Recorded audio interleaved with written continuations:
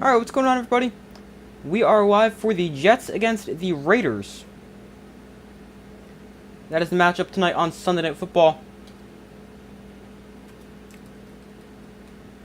I'm making progress, actually not on late this time. We still have a couple minutes to kick off.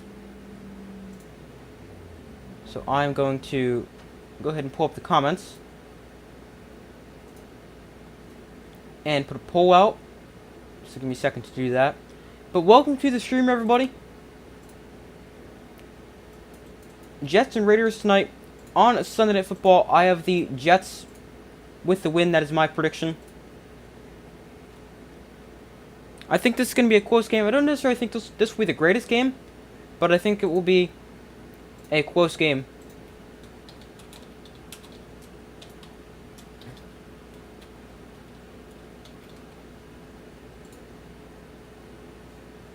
Alright, there's the poll. Make sure to vote on that.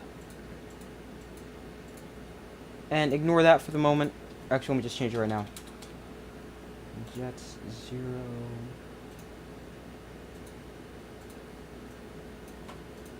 Hold on.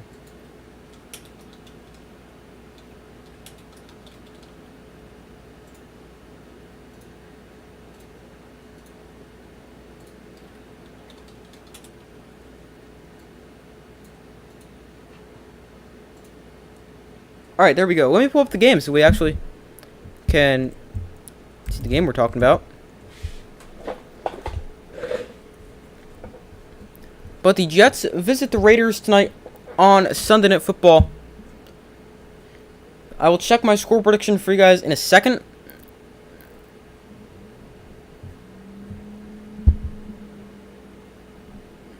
Your 49ers got the win. Yeah, they did. They look great. That was the game they needed. They needed a bounce back win in a big way, and they sure got that.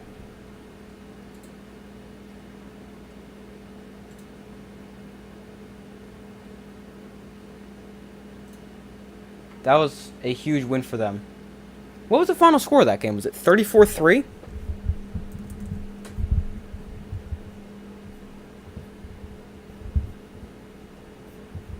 Let me check real quick.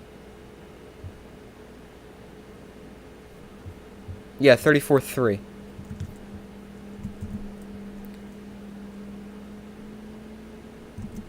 Alright, but Jets and Raiders tonight on Sunday Night Football. I've got the Jets getting the win. I know they didn't look great last week when they played on primetime. Both these teams are on primetime again. The Raiders played on primetime 2 weeks ago on Monday when they played the Lions. And the Jets just on primetime last week and they played on Monday. And now they're on primetime once again. But, I mean, for the Jets, it makes sense that there's a lot of primetime games. They were expected to have Aaron Rodgers. Nobody expected him to tear his Achilles in the first series of the season. But, I have the Jets 17-9. I don't really think this is going to be a great game. I think this will be lower scoring. I don't really think either team's offense is great, especially with the Jets. But, could be a close one. I was just going to check something. What was it? I have no idea. But welcome to the stream, everybody. The Raiders and Jets today. Raiders at home. They play New York teams in back-to-back weeks after last week defeating the Giants. What was that, 30-6? The Giants are my team, if you guys don't know that. Also got destroyed today, which, I mean, I don't even care. I'm just rooting for them to lose now. And get a good draft pick.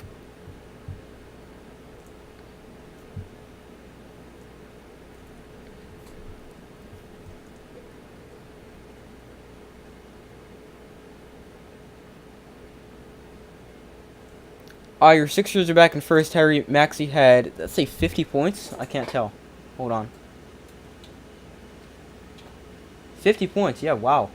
I don't really follow basketball that closely, but that is very impressive. I know Tyrese Maxey has gotten off to a great start this season, though. I also saw Giannis scored like 54 and lost, and the Bucks lost earlier this week. Like, I'll see headlines about basketball, but I don't follow it. But even 50 is impressive.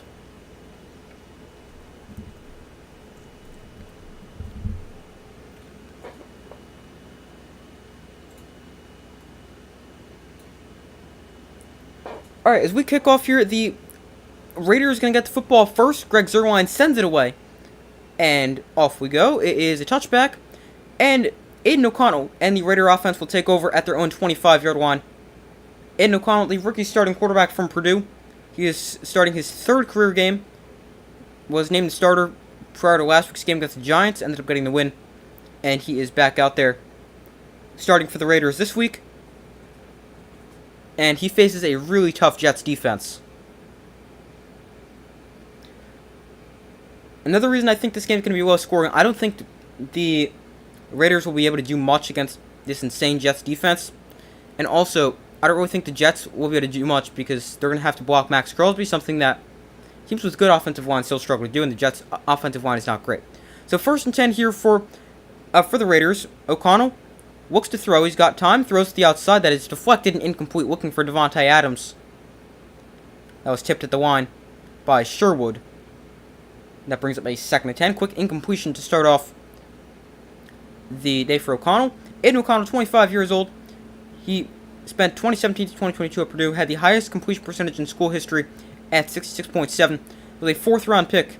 Selected 135th overall and is 1-1 as a starter of the season, with his win coming last week against the Giants. So 2nd and 10 here. O'Connell in shotgun. Devontae Adams in motion. O'Connell throws this one out to Devontae Adams. He's got some blockers ahead of him. Adams is going to get taken down after a gain of 6. As an Ole Miss fan, this is a tough day. Yeah, that was not a good game last night.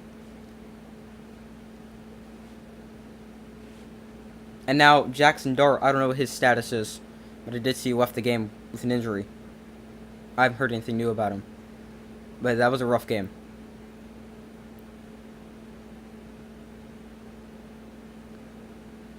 O'Connell looks to throw here on 3rd and 4. He's got time. Underneath, that is caught, but he's taken down short of the sticks. Sauce Gardner with very tight coverage on Devontae Adams. Adams able to catch up Gardner right there for the tackle. And that brings up an early 4th and 1 here for the Raiders. But at least for Ole Miss, I mean, they're probably, I don't know who they have the next couple weeks, but you're looking at probably a 10-win season with your losses at Georgia and at Alabama. I mean, that's still, I would say, a pretty good season.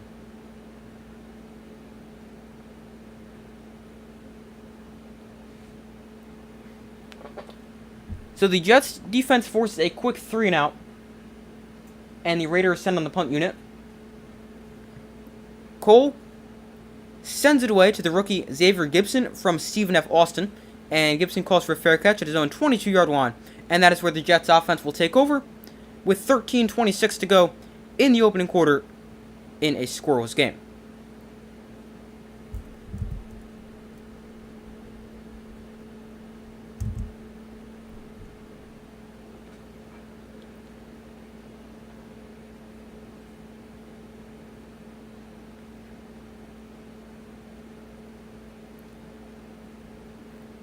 So 1st and 10 here for the Jets. They begin this in the I formation.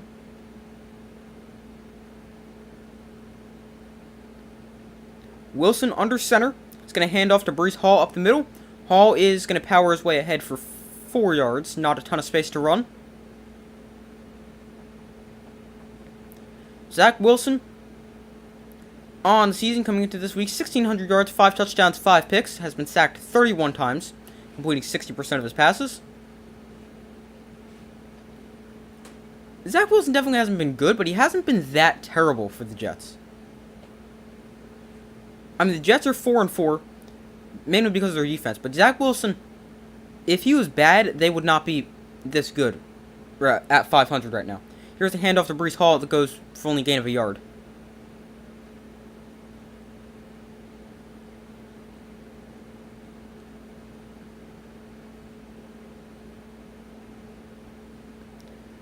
So 3rd and 5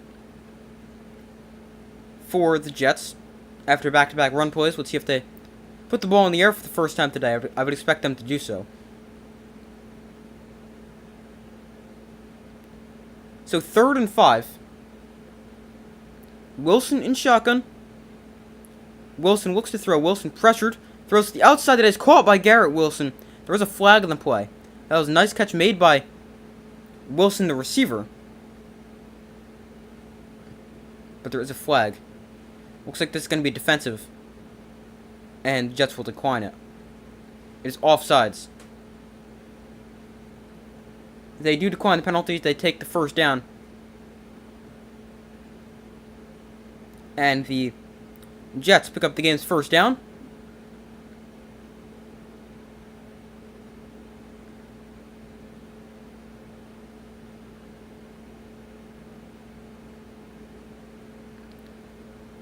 So, from the 33, Wilson off play action. Looks to throw. He's got time. Throws over the middle. Caught by Garrett Wilson. Wilson inside Raiders territory. In a foot race. Wilson is going to get it down to the 25-yard line. A big pickup there for the Jets. And they have the ball deep inside Raider territory.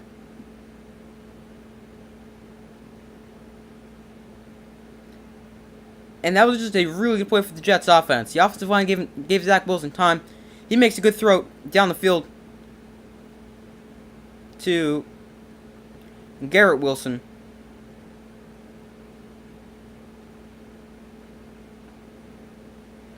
Ole Miss plays Saturday, November 19th against UL Monroe, and then Thursday in the Egg Bowl against Mississippi State. Wilson pressured, shovel passes it forward. Incomplete.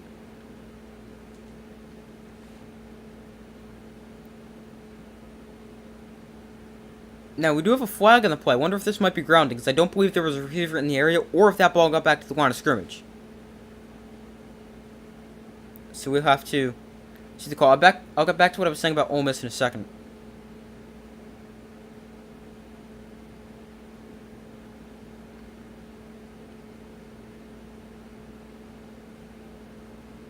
It is intentional grounding.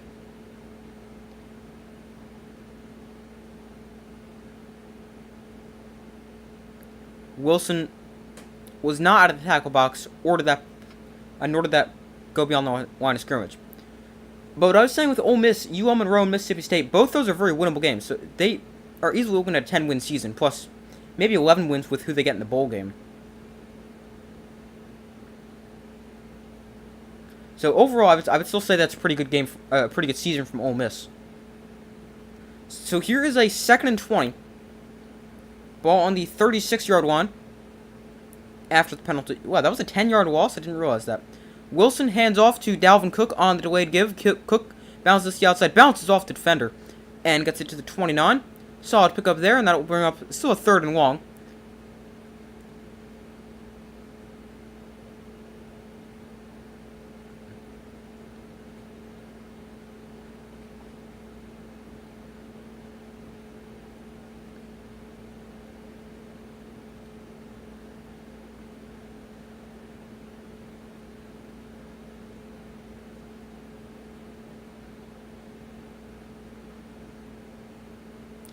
So here is a 3rd and 13.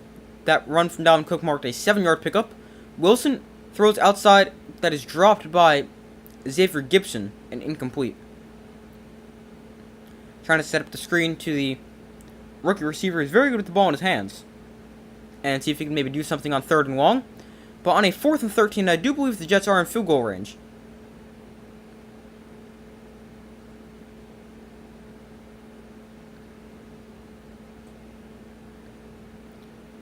Yes, they are in field goal range. Greg Zuerlein's gotten off to a great start so far this year. He is 18 of 19 with a long of 52. This one is not an easy one, 47 from the left hash. And to get the Jets on the board first, Zuerlein's kick is good. And Thomas Morstead, the holder, deserves a lot of credit there, because that was a bad snap. But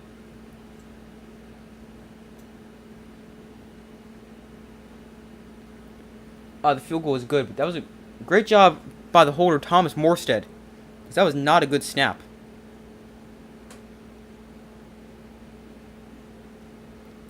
But the Jets, with a good first drive, I'm going to find the details of it, but they get on the board first with about 11 minutes to go in the opening quarter. Now it's 10-13, it's just updated. 8 plays, 49 yards, 3:13 off the clock. 47 of the 49 yards through the air. and all of them to Garrett Wilson. So overall, good start offensively for the Jets. Obviously, only ending in a field goal. They would like a touchdown, but overall, I would say for the Jets, I mean, points are points with the defense they have.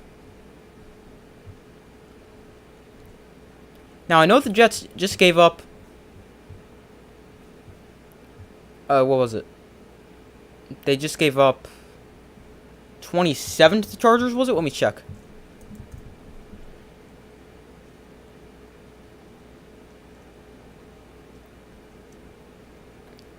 I believe it was 27-6 last week for the Jets. But a lot of that was not offensively for the Chargers. They had a punt return touchdown. It was 27. But it was...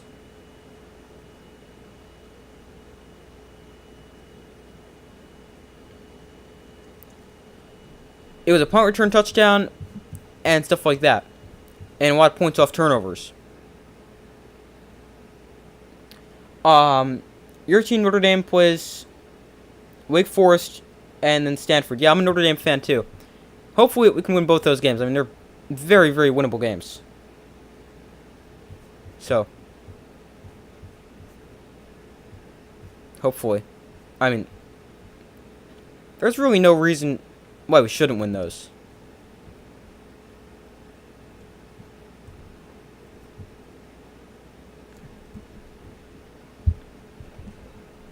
But yeah, I'm a Notre Dame fan as well.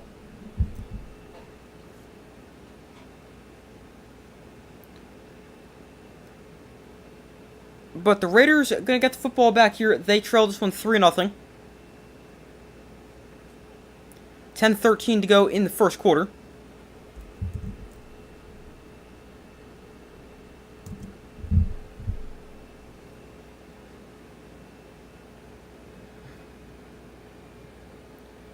So Zerline sends it away. And this kick will be returned by DeAndre Carter from about the goal line. Carter crosses the 20-yard line, and Carter is taken down at the 25-yard line. But the Raider offense, after going 3-0 their first time, gets the ball back at their own 25-yard line.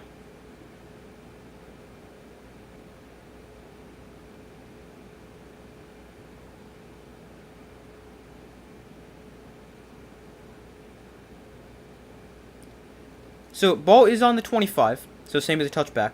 O'Connell under center for this first 10. Raiders have a free play, I think, because the Jets jumped off sides. And pick up a 2 there. I was almost positive Quinnen Williams came across early. His helmet was definitely in the neutral zone. But nothing there. Josh Jacobs has not been good so far this year for the Raiders. Just 159 carries for 506 yards and 5 touchdowns, averaging only 3.2 yards a carry, and that's coming off a season where I believe he led the NFL with nearly 1,800 rushing yards. Maybe more than that. I'm pretty sure the Raiders should have gotten a free 5 yards there, but they don't. Michael Mayer, the rookie tight end, in motion. O'Connell stumbles, now steps up in the pocket, floats one downfield, caught by Davante Adams. Adams inside Jets territory. He's out of bounds at the 33. And Davante Adams with a big pickup there for the Raiders. Their first down of the day. And it's a big one, getting it inside Jets territory. That play just didn't look right. So O'Connell stumbled as he was dropping back. Then, a nice catch from Davante Adams. That is slightly overthrown by Aiden O'Connell.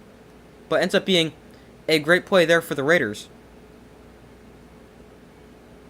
Also, Davante Adams was wide open.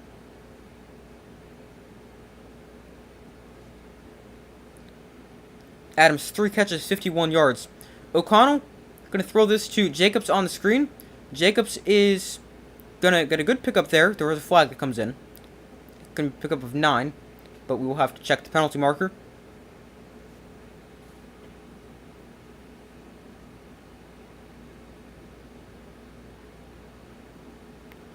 It is pass interference on the offense. It's on Davante Adams.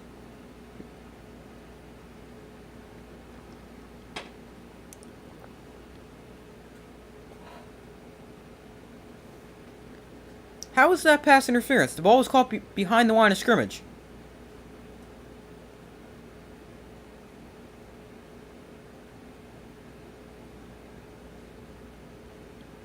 I don't understand that at all. The ball was behind the line of scrimmage. Or is that ineligible guy downfield? No, I don't think so. Here they set up the screen to Amir Abdullah, and Abdullah taken down. Nice play by Quincy Williams to shed that block and stop him for a gain of 4. But I don't understand that pass interference call.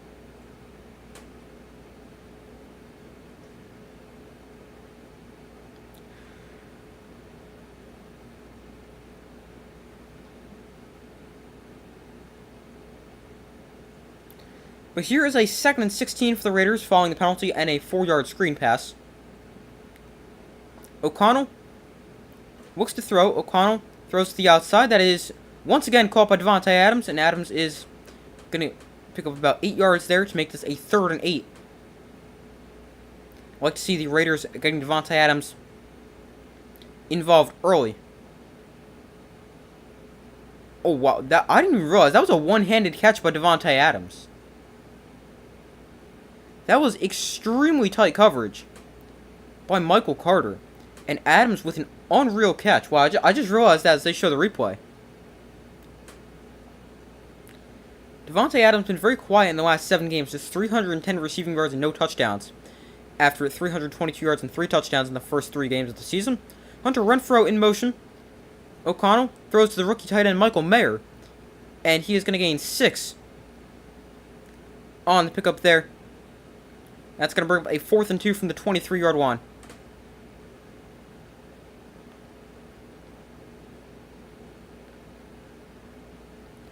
And the Raiders will set up for a field goal.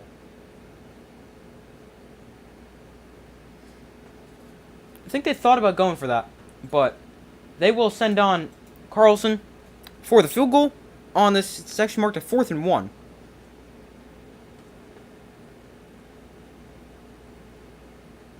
So a 40-yard field goal attempt for Carlson on the right hash, and his kick is good. So the field goal is good, and the Raiders tie this game up at 3. With 6:15 to go in the first quarter. So their offense gets it going a little bit. A pass interference penalty on Devontae Adams stalls the drive, which I still don't understand.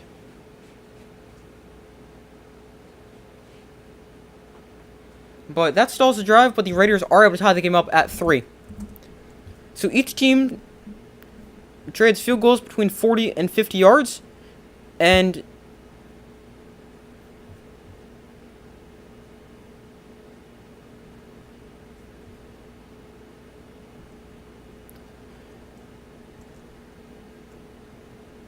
the Jets going to get the football back after the field goal.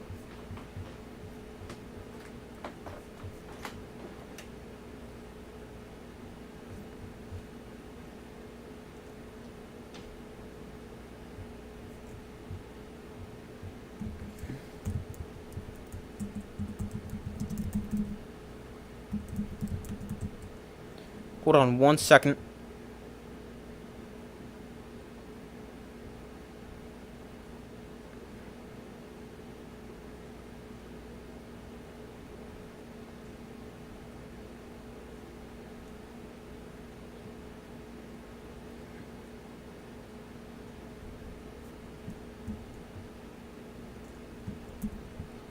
Alright, so waiting for them to come back from commercial break. So far, results in the poll, 71% of guys have said the Raiders will win, 29% have said the Jets. I would disagree with the majority there. I have the Jets winning 17-9. And a big reason why is I think we'll see a lot of field goals in this game, and we've already seen 2 in the first quarter. So, I wonder if that trend will continue.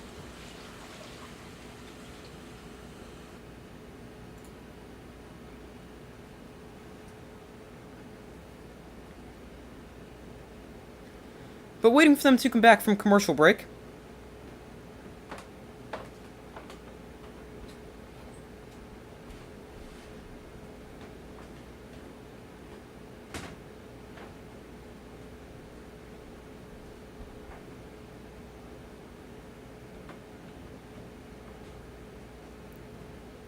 So the Jets gonna get the football back here after the defense allows a field goal.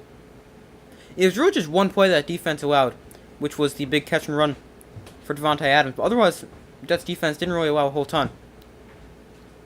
So Carlson's got it teed up, and he is going to send it away.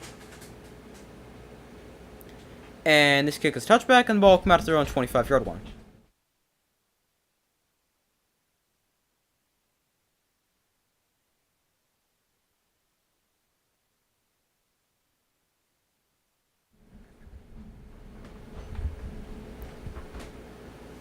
But the Jets offense back on the field.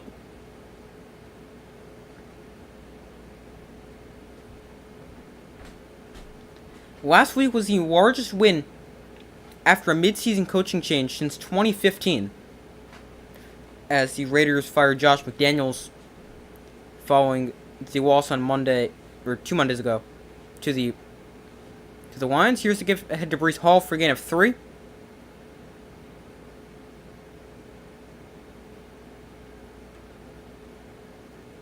And following them firing Josh McDaniels, they won by 24 points, 30-6 last week.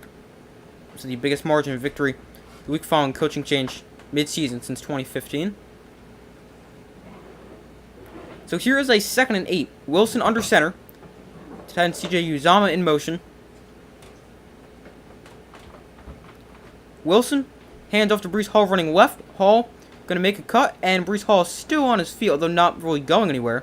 He is going to gain about 4 on the play, if that. And that's going to bring another 3rd down here for the Jets.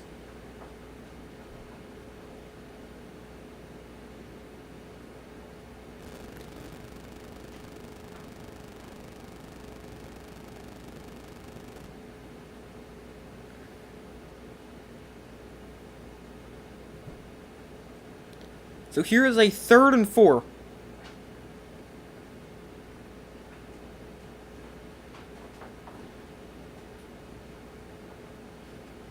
Max Crosby almost came off sides. He stays onside. Wilson throws to the outside. Open receiver caught by Gibson. Gibson crosses midfield, and he's taken down at the Raider 45-yard line. Big 3rd down pickup there for the Jets. Nice throw from Zach Wilson to the rookie Xavier Gibson, who's seen an increased role in this offense, I feel, week by week. Very good with the ball in his hands. And gets open there on the 3rd down play. Nice throw from Zach Wilson as well. He's finding the open receiver. And Jets inside Raider territory for the 2nd time in 3 drives. Got the ball on the Raider 45.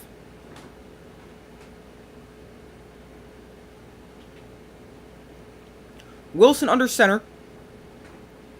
Off play action. Wilson is going to throw to the left side of the field, caught by Garrett Wilson for a gain of 6. He's forced out of bounds by Marcus Epps. And that's going to bring up a 2nd and 4 for the Jets. Detroit Lions are doing good so far this year. Yeah, they are. What are they now? 7-2? I know they beat the Chargers today, 41-38 on a walk-off field. We didn't see any of that game. Just heard about it. But they have been really good so far. One of the better teams in the NFL, one of the best teams in the NFC. So here is a 2nd and 5 for the Jets. Wilson throws to the outside quickly, caught by Garrett Wilson. Wilson is going to use a stiff arm and gain 9. And another 1st down for the Jets.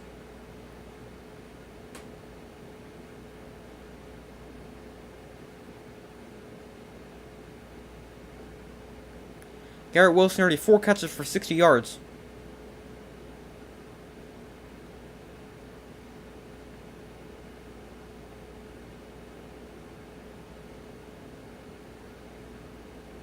So here is a 1st and 10 for the Jets on the 32. Wilson going to hand off to Breece Hall. And Hall, not much space to run. He's going to get maybe a yard or so. Not much space to run.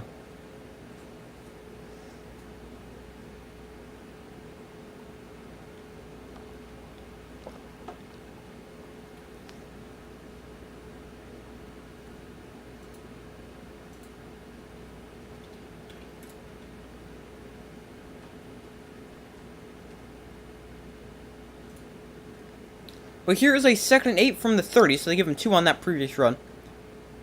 Here they go with reverse to Garrett Wilson. On the end around, Wilson with some blockers ahead of him across the 20-yard line. And he's at about at the 19, forced out by Robert Spillane, but there was a flag on the play.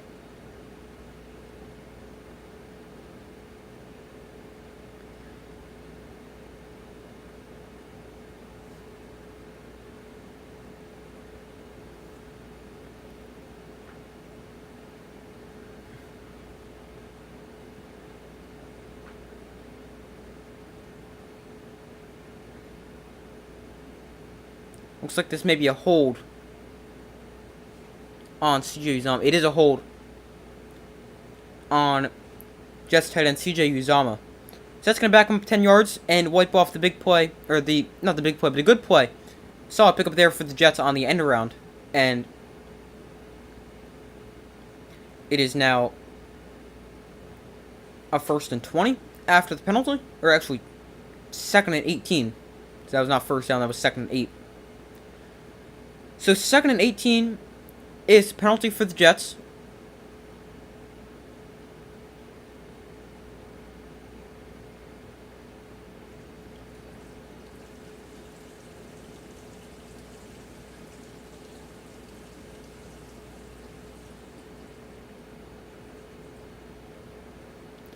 Game tied at 3-2, 11 to go in the opening quarter. I don't know what the stoppage or delay is here.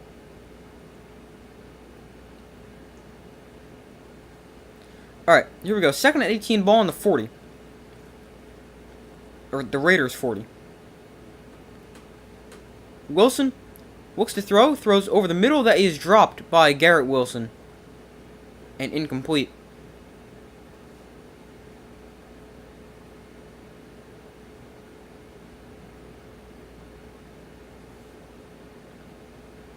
So that's going to bring up a 3rd and long. For the Jets here, you don't have to necessarily get this. You're just going to make sure you can get further into field goal range.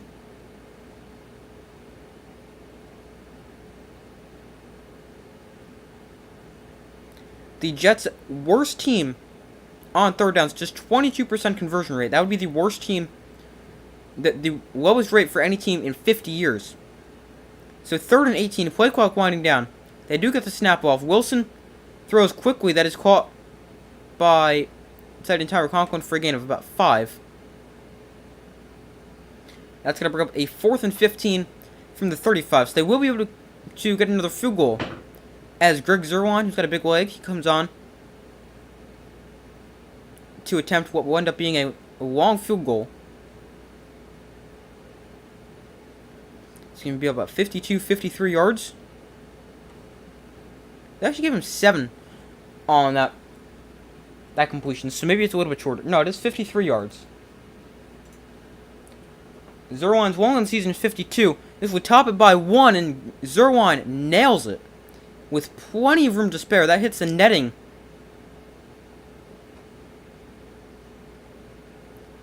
In the back, behind the uprights. Zerwan nails a 53-yarder, which is his new season long. He has a big leg.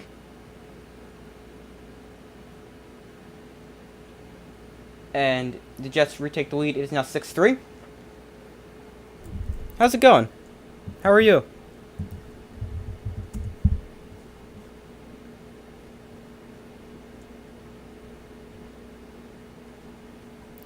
But let me find... I know Greg Zerwan's got a big leg. Let me find his career long.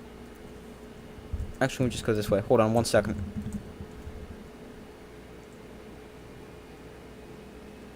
When are my Giants going to get a new quarterback? Hopefully the draft. I don't know. I'm hoping they can get a top quarterback in the draft, but I'll have to see. I mean, that's the soonest they're going to get a quarterback.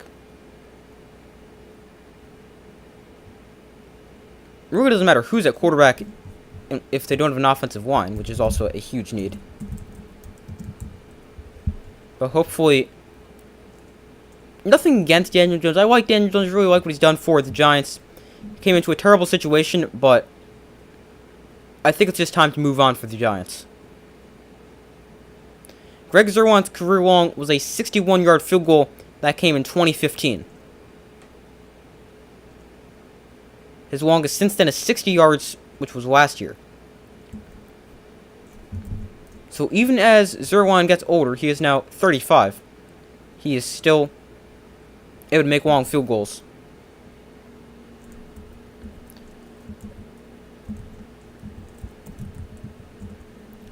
But going back to what I was saying about the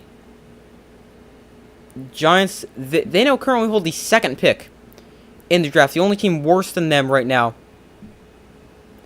is the Panthers. Although, I'm looking at this right now, it doesn't make any sense, because I think the Giants should have picked 3. Because they're tied with the Cardinals and Patriots. They play the Patriots later this year. And they beat the Cardinals. I'm not really sure how that works, but I'm thinking the Giants may not win another game this year with Tom DeVito at quarterback. And he's probably going to... He's definitely not the guy for the Giants. And I think they're going to get a quarterback, whether it's Drake May, Caleb Williams, somebody else. I think they'll be drafting a quarterback in April. Who do I pick, the Jets or the Raiders? I got the Jets 17-6. How about you? This kick is a touchback, and the Raiders will take over at their own 25-yard line.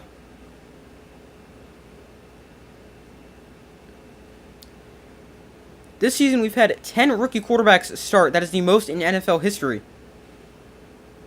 Aiden O'Connell of Purdue, one of them.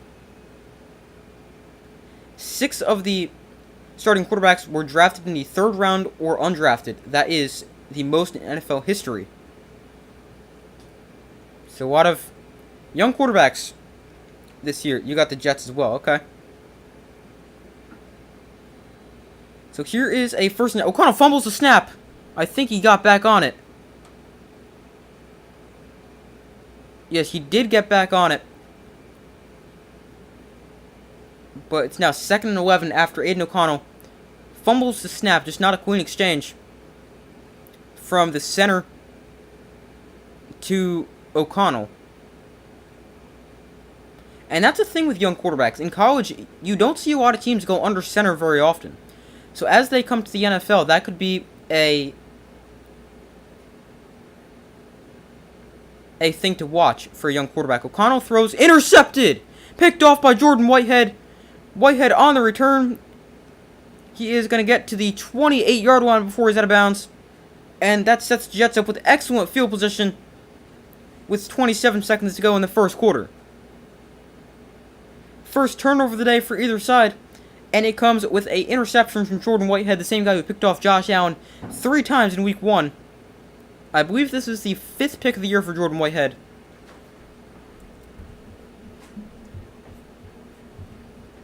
I think, let me check. No, this is the 4th. I thought I saw him get 1 more. That may have been wiped off the board because of penalty. I don't remember.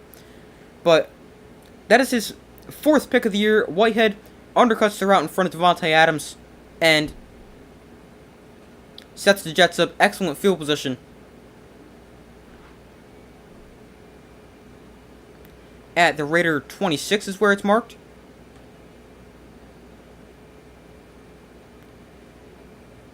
Now,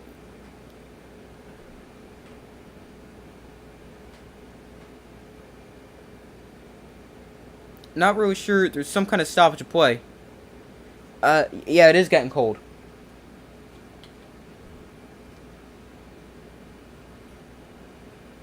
It is getting cold. I mean, we are getting into the winter months, so it makes sense, but not a fan of the cold, but comes every year.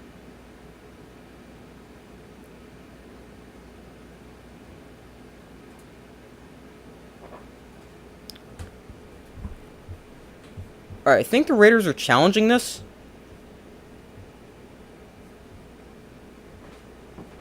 Whether this was a completion or not. Right, clean interception. Let's see. Does the ball hit the ground? I don't think it ever hits the ground.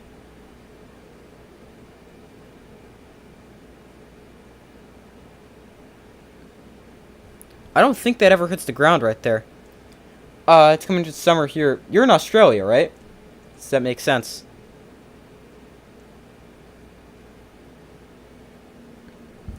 Alright, apparently no challenge. Don't really know what's happening there. But Wilson hands off to Breece Hall. And Hall not anywhere to run. He's going to get maybe a yard. Not much space there.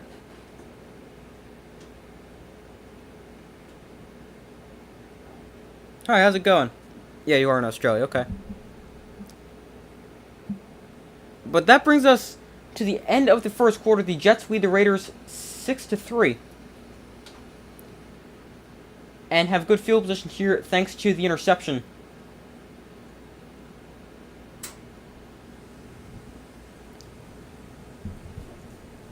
The 4th pick of the year for Jordan Whitehead. And the 3rd career interception thrown by Aiden O'Connell.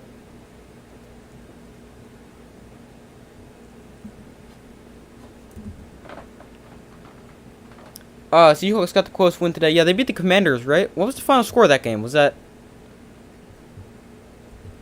I'll check, because I'm at the scores right now. But no, the Giants did not win. They lost 49-17.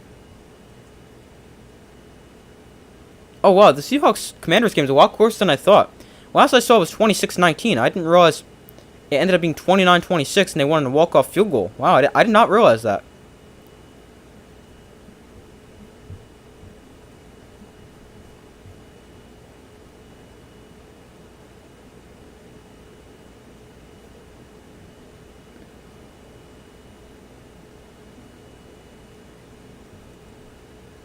How about the Lions? Yeah, they beat the Chargers 41-38. Another game that came down to the final play. I actually saw a stat somewhere. Let me see if I can find it real quick. I don't know if I'll be able to find it. Hold on one second.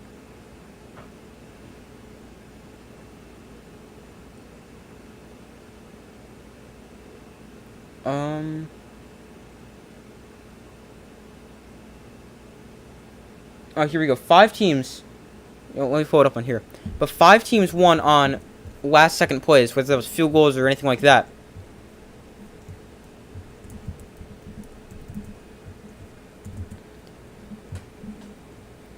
The Lions were one of them with a walk-off field goal. Here we go. 5 teams. Arizona. So the Cardinals, the Browns, the Lions, the Texans, and the Seahawks converted a game-winning field goal with no time remaining. That is the most game-winning scores with no time remaining in regulation in a single week in NFL history.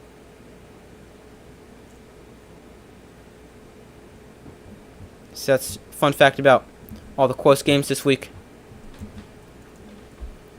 Your Cowboys destroyed the Giants. Yes, they did.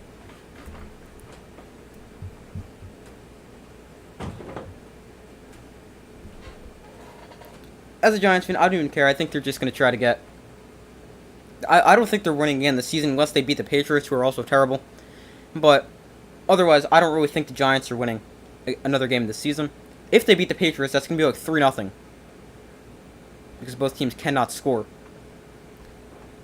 Here is the gift of Breece Hall running left. He bounces to the outside, goes up and over a defender, and Breece Hall gains 11. There is a flag down on the play.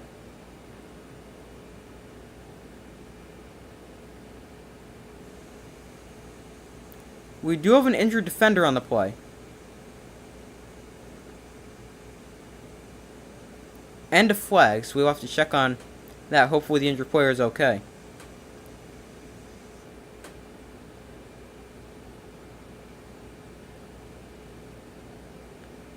And they go to commercial. The Cowboys are looking good. Yeah, they've won... There's another stat I saw recently. 12 straight at home, which I believe is the longest in the NFL.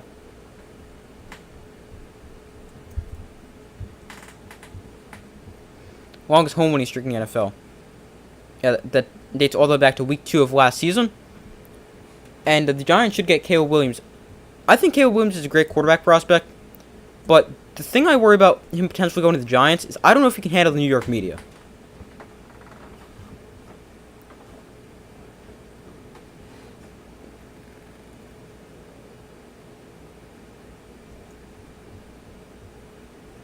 So, I mean, that could definitely be something the Giants maybe can consider. But I don't know. Yeah, he did start crying last week against the against USC. But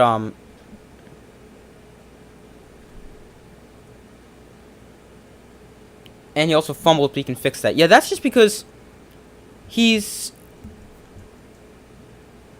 got the ability, like Patrick Mahomes, to extend plays, and he's just so good at it. But the only thing with him is he holds the ball so far away from his body, it's so easy for it to get knocked out, and we've seen that quite a few times this season.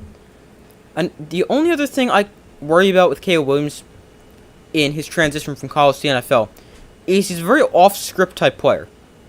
A lot of the plays, he holds the ball for a really long time, just dances around behind the line of scrimmage and either finds somebody downfield or eventually just takes off to run.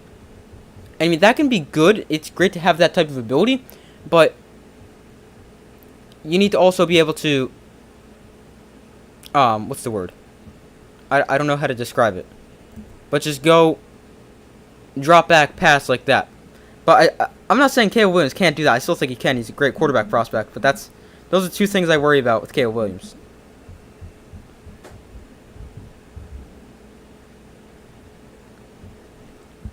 But I still think he could be an insane quarterback in the NFL with his athleticism and just how good he is as a passer and as a runner.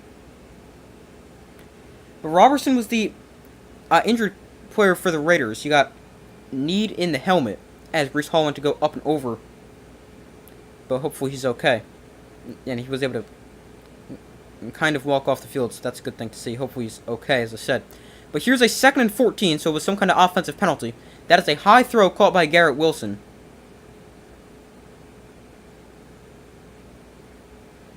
Drake May to the Giants. I would like that. I think Drake May is really good. He's a lot like Caleb Williams.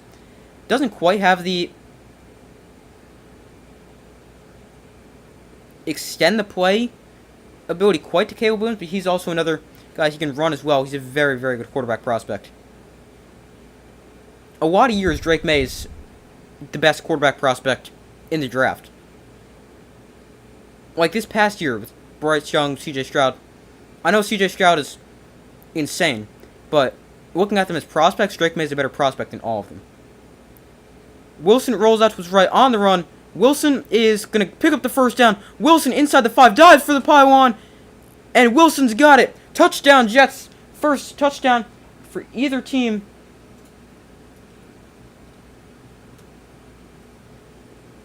And Zach Wilson caps off a 4-play, 26-yard drive. Oh, no, he doesn't. He steps out of bounds at the 3.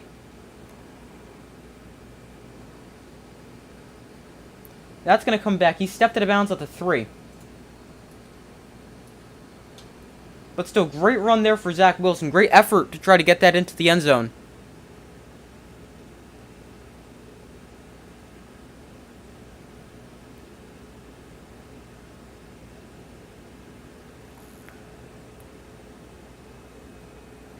They did reverse it. 1st and goal from the 3.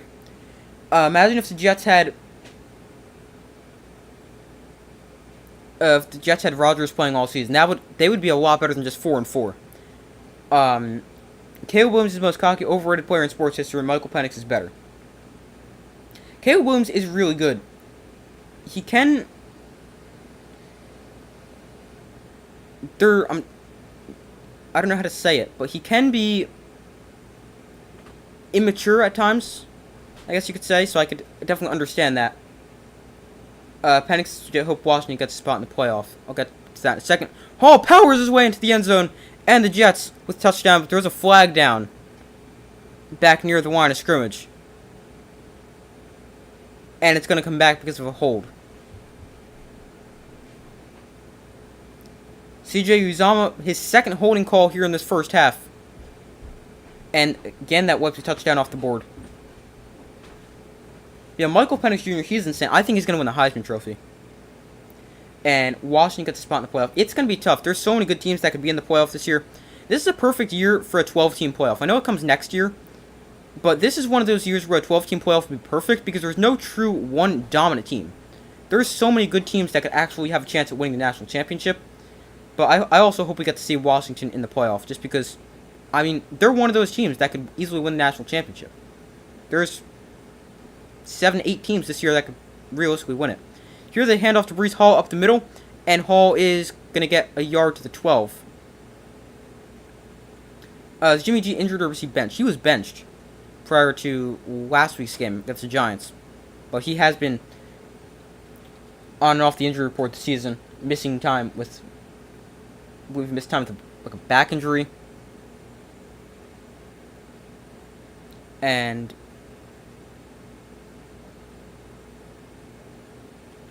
what was the other injury he had? But he has missed time as well, but he has been benched for Aiden O'Connell. So here is a second and goal from the 12 for the Jets. He's going to toss this to Brees Hall running right. Hall is going to make a cut inside, taken down at the line of scrimmage. Nowhere to go. Not much blocking on the outside for the Jets. And that's going to bring up a third and goal from the 12.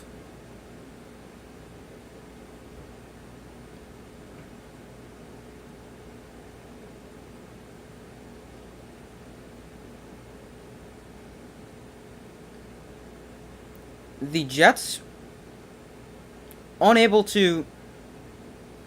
I mean, wonder how if these penalties against the Jets and Zach Wilson stepping out of bounds is going to end up costing him. I mean, we'll see here. Third and goal from the 12. Play clock at 0. No flag or timeout? No, they got the timeout in.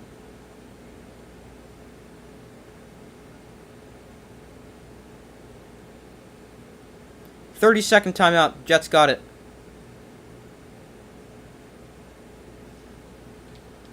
Right before the play clock expired. So that's going to bring up a... That will remain a third and goal from the 12. I like the fit. Thanks.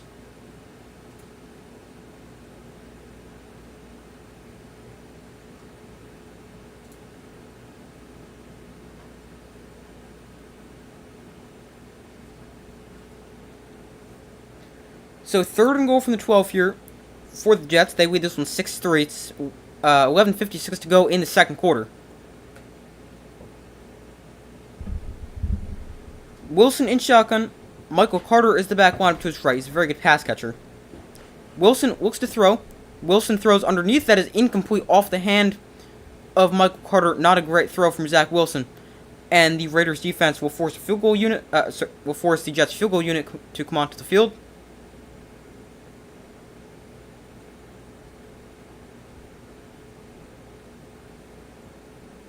Oh, that pass was actually deflected at the line of scrimmage, which is why that wasn't a great throw. I mean, I know Zach Wilson's not very good, but he should at least be able to hit those checkdowns.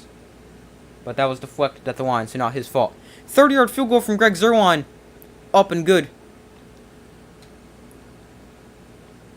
And oh, I just realized I have the ball on the Raiders. I don't know why I have that. And it is now a 9-3 as the Jets lead the Raiders. A lot of field goals so far, and I would expect that to continue. I mean, that's one of the reasons I picked this to be a 17-9 type game. I didn't think we'd see a ton of touchdowns being scored, and that has proved to be the case so far. What's up? Not much. How about you? And who's my college team? My college team is Notre Dame. How about you?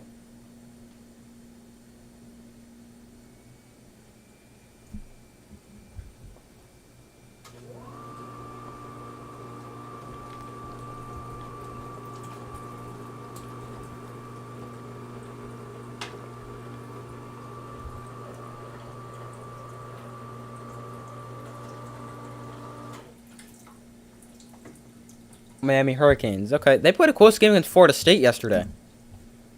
Although Miami has been... They got off to a great start this year, but then... Not so great since then. 6-4. Bowl eligible, but... Shouldn't have lost to Georgia Tech.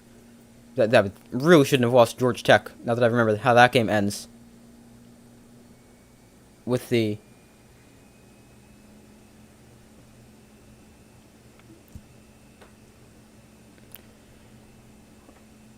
with the running the ball instead of taking a knee. Your college team is Texas A&M. You fired Jimbo today. Yeah, I saw that. I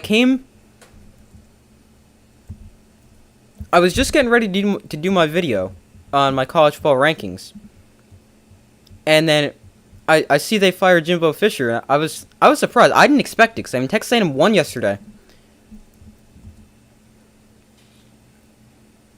But yeah, that is. He hasn't been great. It's insane. They're paying him, what is it, like $72 or $73 million in the buyout. But he has.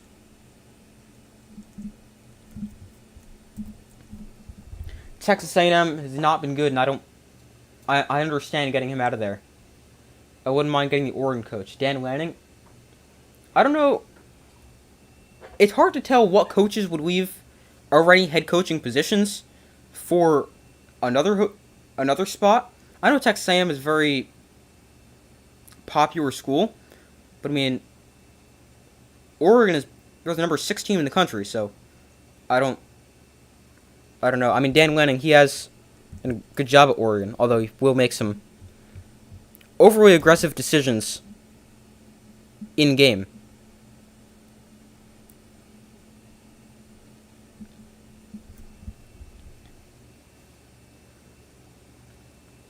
Oh, come on, why does this keep freezing? Hold on 1 second.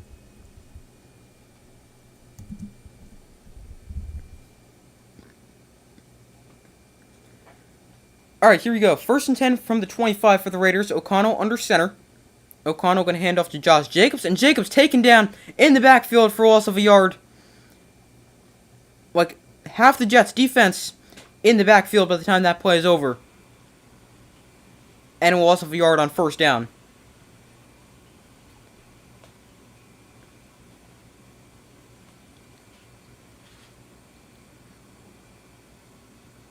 Clemens goes flying to the backfield because he's barely touched before he gets into the backfield. And here's a 2nd and 11 for the Raiders. I'll get back to the Texas A&M coaches in a second. Here they hand off to Josh Jacobs up the middle. Jacobs spinning his way to a 3-yard pickup. That's going to bring him a 3rd and 8. They're early 3rd down here on this drive for the Raiders. Quinnen Williams on the stop there. But I saw a list of coaches that Texas A&M may try to go after. I know Dan Campbell, the Lions coach, is one of them. I don't think he'd go to college, but that's just me. Give me a second, and I will pull that up. I know Mike Elko was on there, the Duke coach, former Texas A&M defensive coordinator. O'Connell looks to throw here on 3rd and 9. O'Connell is pressured. O'Connell going to launch one deep down the field, and that is incomplete. It's going to bring a 4th and 9. O'Connell got hit as he let that one go. Devontae Adams, the receiver, somewhat in the area. He was the intended receiver, but that's incomplete. Let me pull that up. A list of coaches, or list of coaching candidates I saw for Texas A&M.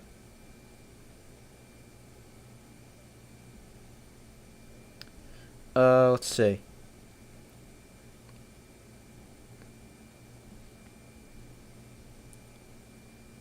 Alright, here we go. Here is a punt from the Raiders that is going to bounce out of bounds at the 16.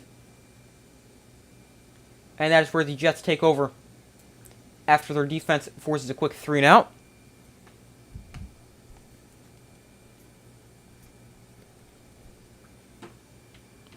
So the Jets get the ball back. They lead 9-3 with 10:16 to go in the 2nd quarter. Let me pull it up on here so I can read it better. And also now that the game has gone to commercial. Let's see. Boise State fired their coach.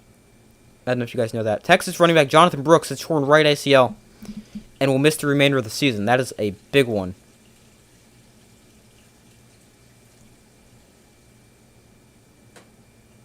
Wow, that's a big loss to Texas.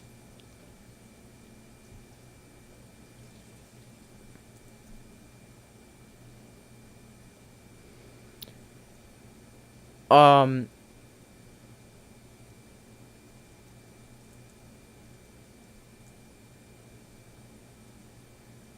All right, this is from Pete Thamel, 11 hours ago, so at 9:47 in the morning. Early list of potential names for Texas A&M, knowing money is no object. I don't know what that means. Money is like not a factor, I guess. And he's got a list of 1, 2, 3, 4, 5, 6, 7, 8, about 8 or 9 guys. Lane Kiffin, Mike Elko, Mike Norvell, Dan Lanning, Jeff Traylor, Chris Kleinman, Cliff Kingsbury, and Kalen DeBoer. I don't even know who Jeff Traylor is. I probably should. Oh, he's the UTSA coach. Maybe?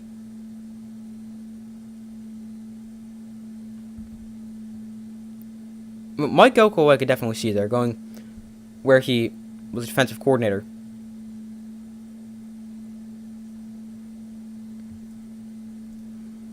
Dan Lanning, the Oregon guy's on that list as well. I don't really think Mike Norvell is going to leave Florida State. Or Kalen DeBoer leaves Washington. That's just me, though. You really never know with the college coaching carousel, but just my thoughts.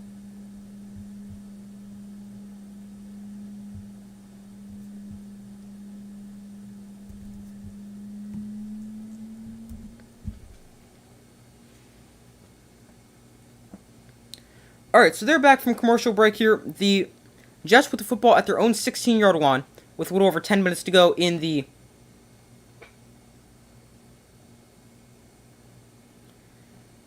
first half. MVP prediction. Wow, that is tough. I mean, I really have no idea. MVP race for the NFL is so wide open. It could really go anywhere.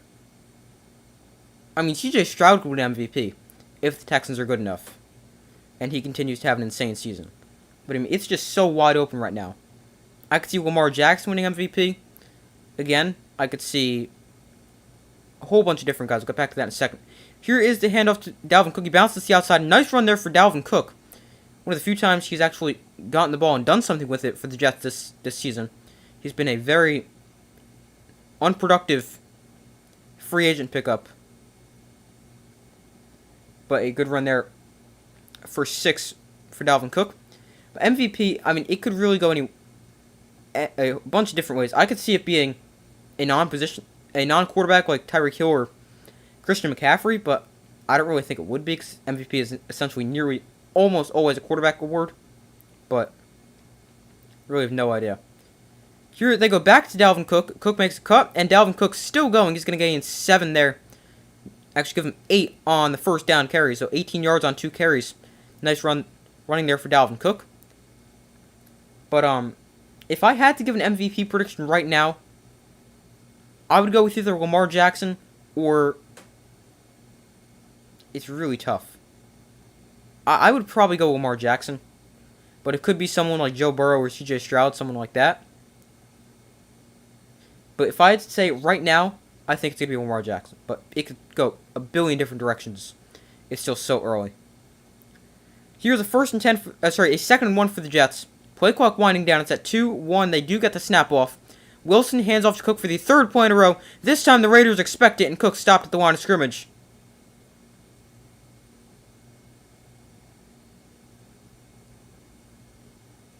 How about you? Who would your MVP prediction be from this point?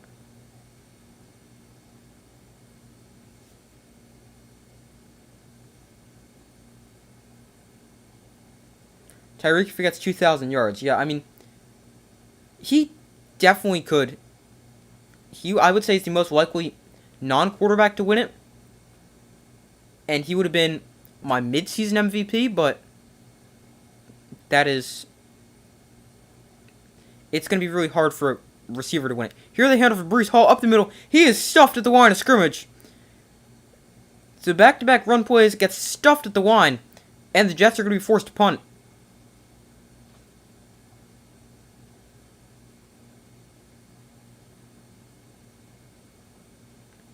Robert Spillane does a really nice job of getting in the backfield and meeting Breece Hall for a loss of a yard, and the Jets are going to be forced to punt it away on 4th and 2. Lamar Jackson so far because they always give it to quarterbacks. Yeah, that's true. MVP has become quarterback's award. So here is a 4th and 1. Thomas Morstead, one of the better punters in the NFL, punts this away. It is a good kick, driving DeAndre Carter back, and he's going to let it go over his head, bouncing at the 4 and into the end zone for a touchback. So the Raiders take over at their own 20-yard line, trailing 9-3, 7:18 to go in the first half. Each team is going to end up with like 10 first half drives because neither team can really sustain a drive.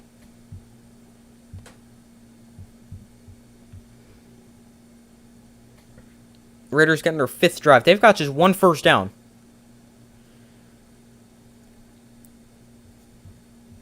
Jets with 6 first downs.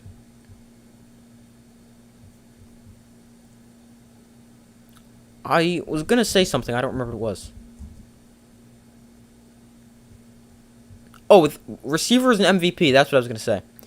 I've heard people say if Cooper Kupp didn't win it when he won the Triple Crown 2 years ago, then a receiver is never going to win MVP. I don't necessarily think that was the case. It's just the competition that Cooper Kupp was going against. Aaron Rodgers had an insane touchdown to interception ratio. And Tom Brady finished 2nd there.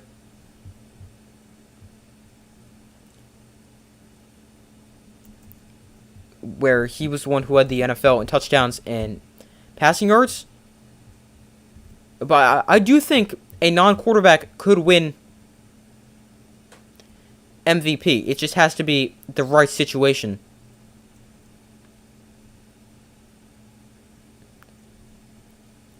And there can't be some insane quarterbacks. And so far, I think we've had that this year. I don't really think there's been quarterbacks who have been insane so far.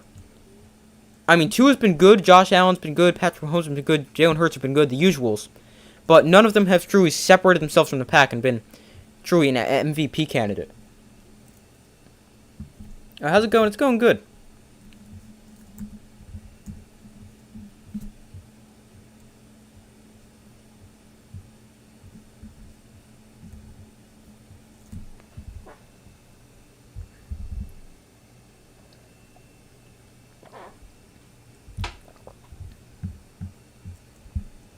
But waiting for them to come back from commercial break here,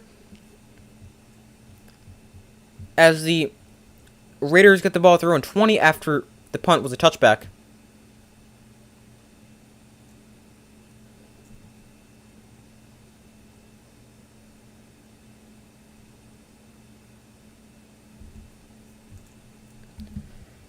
The Raiders on their first 4 possessions, this is their 5th possession, they've gone punt, field goal, interception, and then punt. So here is a 1st and 10 from the 20. They toss this to Josh Jacobs running right, and Jacobs will gain 3 on the first down carry before he's driven back by C.J. Mosley.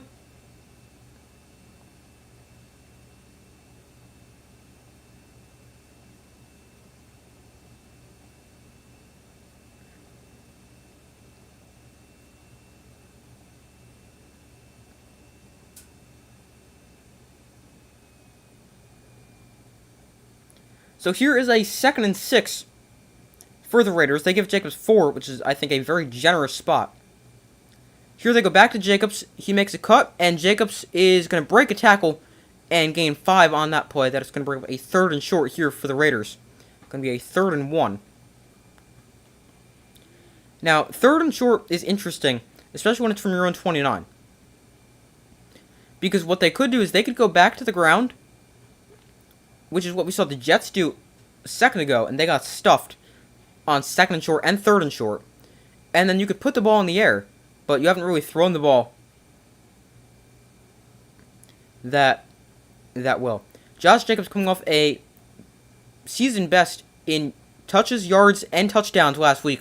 Here they give it to Jacobs up the middle. He's going to get a yard that he needs. It's more like a yard and a half. We're saying needed inches. And the Raiders pick up the first down. But Josh Jacobs last week with a season high 26 carries for a season high on 96 yards and 2 touchdowns. All well above his season averages. Here they go quickly. Give it to Jacobs once again up the middle, and Jacobs will run for 4 before he runs into Mosley once again.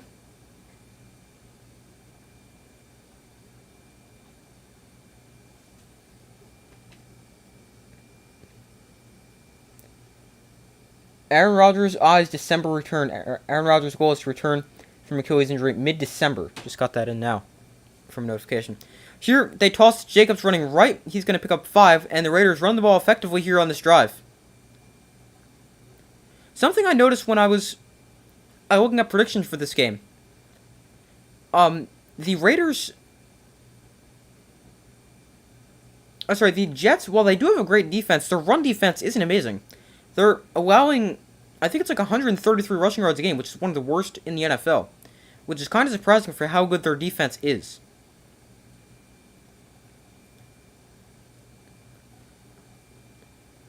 So here is the 6th play of the Raider drive. All 5 previous plays have been run, so let's see if they stick with that pattern here on 3rd and 1.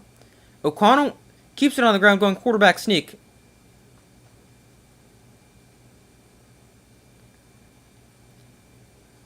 And the Raiders move the chains once again.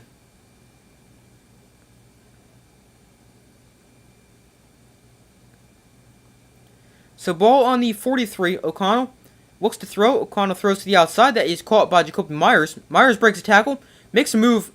Myers still on his feet, and he eventually trips after a gain of 13. Nice pickup there on the throw and catch.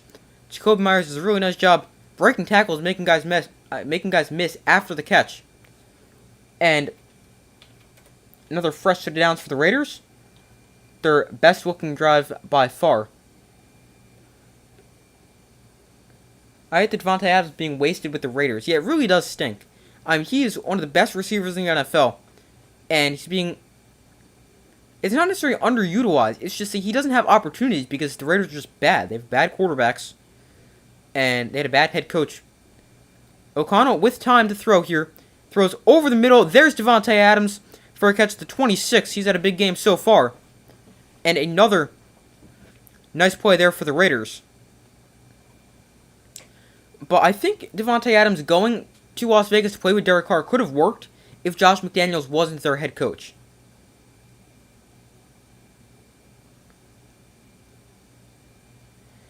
O'Connell looks to throw here. He pump fakes, and O'Connell is going to get taken down for a sack back at the 35.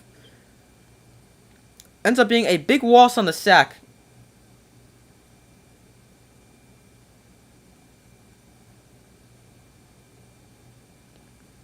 And that's going to bring up a 2nd and long here for the Raiders. There we go. Feed him. Yeah, I mean, the passing offense really needs to run through Devontae Adams. And, I mean, games where he's targeted a lot, like with Jimmy Garoppolo at quarterback for the Raiders, when he was targeted 7 times against the Lions on Monday Night Football 2 weeks ago.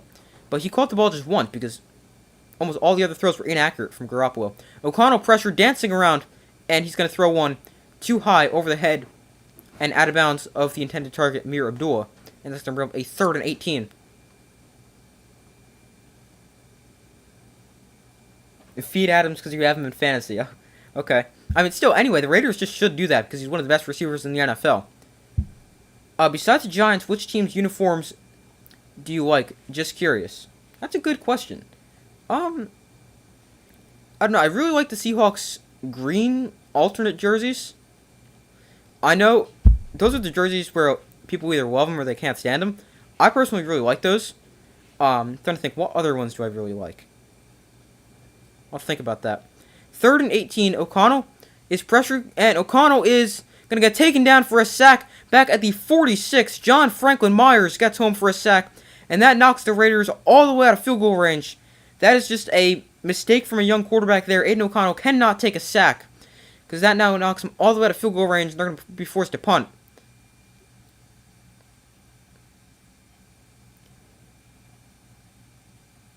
He's got to find a way to get rid of that football. But we hit the 2-minute warning. And the Raiders now backed up out of field goal range. Let's see, where is the ball after that? Let me check. It's backed up to the Jets' 46. That's well out of field goal range. It's going to be a 4th and 30.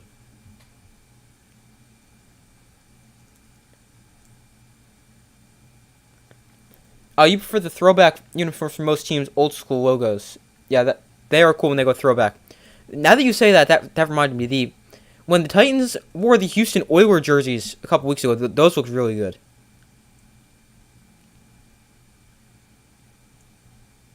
Those looked good a couple weeks ago when they played the Falcons.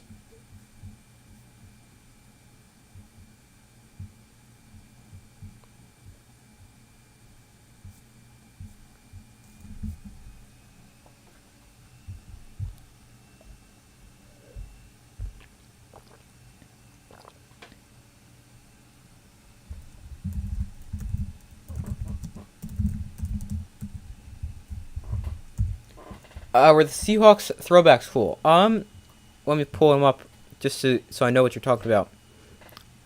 Oh, the white blue ones, or not like light blue, but a lighter blue than they usually wear. Those are, I mean, they're cool. I mean, they're not one of what I would say is one of the best, but I think they're definitely good.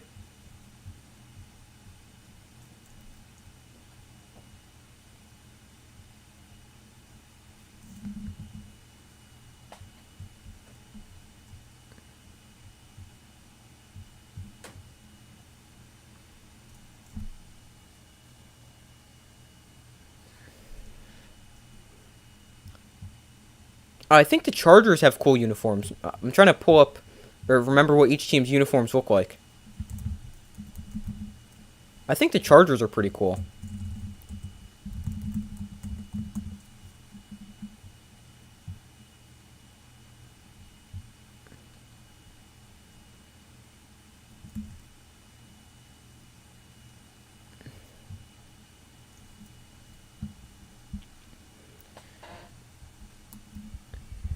But we're back from commercial break. The Raiders going to punt it away after the sack. I'll get your comment in 1 second.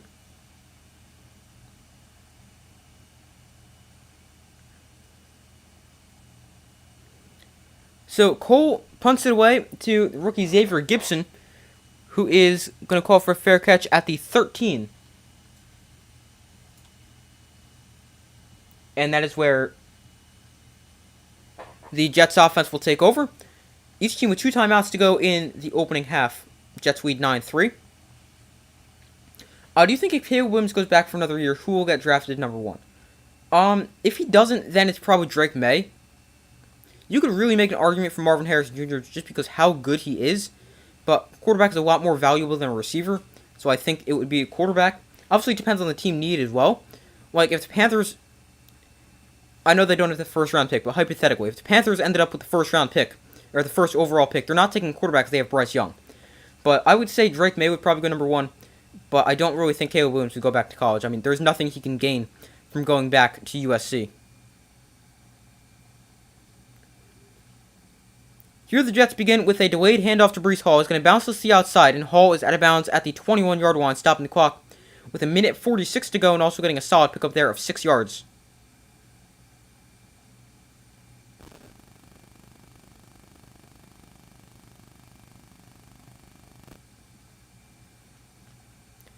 So here is a 2nd and 3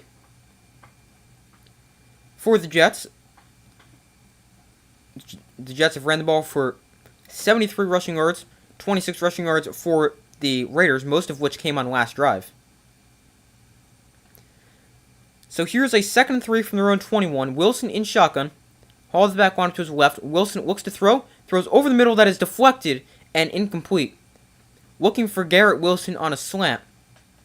But that was tipped at the line. And brings up a 3rd and 3.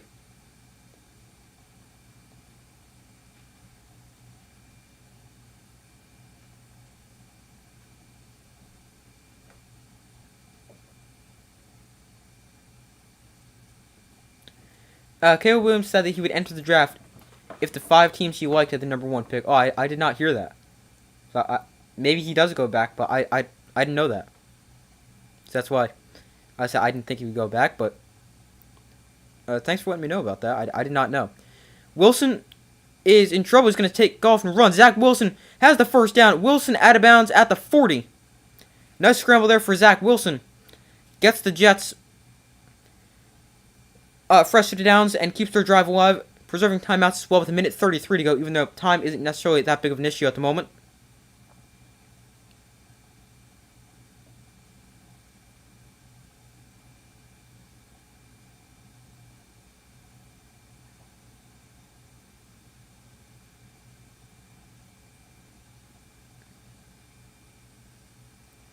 So here is a 1st and 10 at the 41.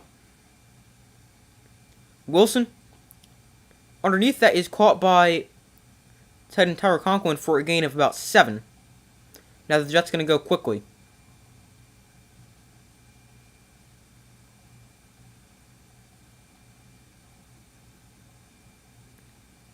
So here is a 2nd and 2.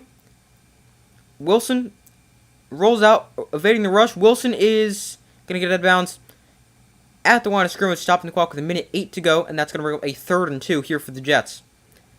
I didn't realize Drake May was that good. Yeah, he's a really good quarterback prospect. He's a very good passer and can run as well. In fact, he led North Carolina in rushing yards last season. They have a better run game this year, but he's a good runner as well. I always thought the top 2 quarterbacks in the class were Bo Nix and Michael Penix. I would assume you mean behind Caleb Williams. Michael Penix Jr. would be he is a very good quarterback, but the issues with both Bo Nix and Michael Penix is they're older. They're 5th or 6th year seniors, so they're at least 23, which is old for a quarterback prospect. Go back to that in a second. Wilson throws one deep down the field, incomplete, overthrew his intended target, Alan Lazard. And that is going to bring up a 4th down here for the Jets. Stopping the clock with 1:02 to go. And now the Raiders are going to get the ball back, but they're probably backed up pretty deep inside their own territory. But we'll have to see what they opt to do. Also with Michael Penix Jr., he's a great quarterback prospect, really, really good quarterback. Very, very accurate quarterback as well. But he's had multiple ACL injuries. This punt, did that really just skip across the goal line like that? No, that is a touchback. I thought that was the perfect punt. Just barely.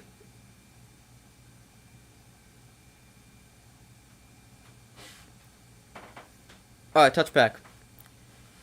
But, Bo Nix, he's another really good quarterback. He's more of a college quarterback. Could be an NFL quarterback, but he's not quite the level of prospect as someone else like a Caleb Williams or Drake May or someone else like that. But I would say Michael Penix Jr. is the 3rd best quarterback prospect behind Caleb Williams and Drake May. And if he was maybe a little younger and hadn't had 2 torn ACLs, he would definitely be maybe one of the top 2. But he's still a very, very good quarterback. Here the Raiders hand off to Josh Jacobs. Just realized never changed his ball marker. O'Connell throws to the outside, caught by Devontae Adams, out of bounds at the 35, stopping the clock with 32 seconds to go. So the Raiders, beginning from their own 20, decide to put a drive together. They've now got 32 seconds and 2 timeouts to work with.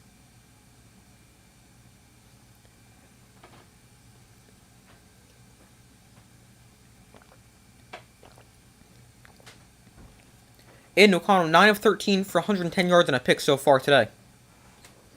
Solid numbers from the Purdue rookie. O'Connell looks to throw. He's going to swing this out to Josh Jacobs, who's got some space after the catch. Jacobs out of bounds after a gain of 7 with 26 seconds to go.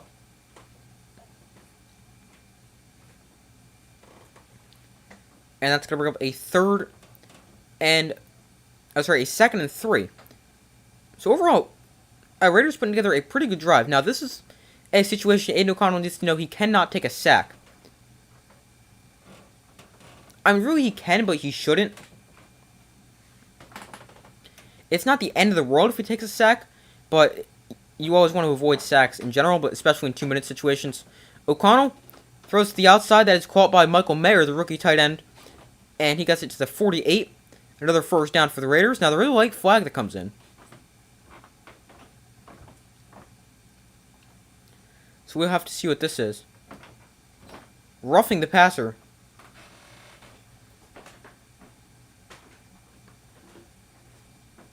That is on Bryce Huff.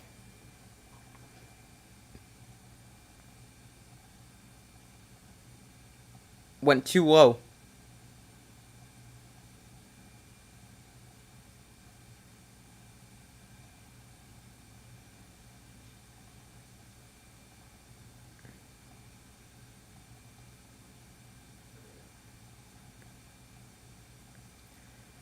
I'll get to your comment in 1 second.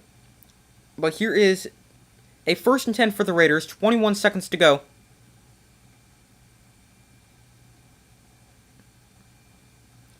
First and 10 at the 37. O'Connell. Pump fakes. Now throws to the outside. Incomplete. Devontae Adams, the receiver in the area. And that's going to bring up a 2nd and 10. I guess it's not all about stats. Like Penix is better. Has significantly more yards, touchdowns, and a better rating. But injuries and age does matter. With quarterbacks, it's weird. Production in college doesn't matter as much as it does for other positions. A lot of quarterbacks teams draft about traits. It's more... Like, take Josh Allen, for example. Or Will Levis. I know Will Levis is a more recent example. But take Josh Allen. He was not good at Wyoming. But he was drafted based off his traits. And look at what he has turned into. One of the best quarterbacks in the NFL. So, you could be insane in college. But if you're not a NFL style quarterback like that, with obviously age, injuries, stuff like that, it depends and can drastically affect a quarterback's draft value. Tom Grossi shouted me out. Did he really? Wow.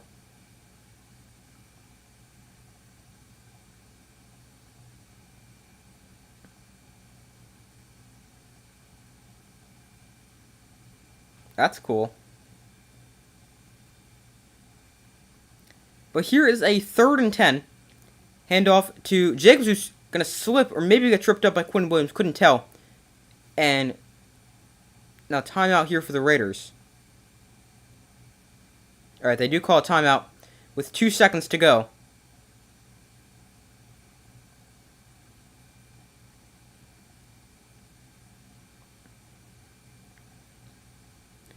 And they will send on Daniel Carlson to attempt a long field goal before halftime.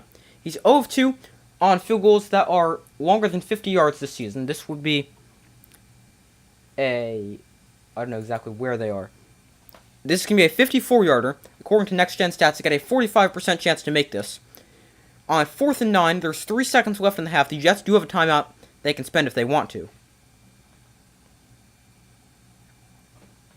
Let's see if they opt to use the timeout.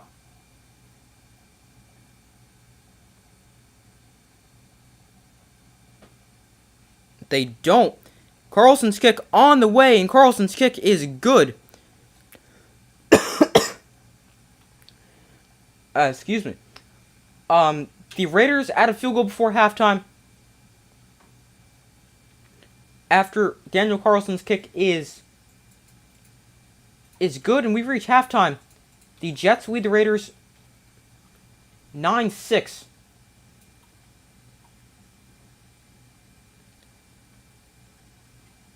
After a first half where we don't see any touchdowns scored, filled with 9 field goals.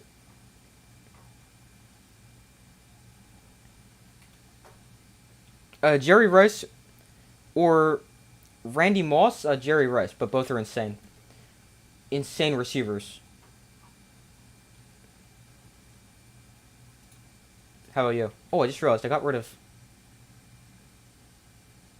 Wait a minute, how did I... Oh, here we go. I clicked the wrong one. I meant to do that. Who do I think will win the national championship for college football? Man, that's tough. I mean, there's just so many ways that could go. But, Georgia looks good. Ohio State's look good. Michigan, maybe, depending on how everything goes with all their sign stealing. But, I mean, they've been very good. Washington, if their defense can play well. I mean, their defense held Utah scoreless in the second half yesterday.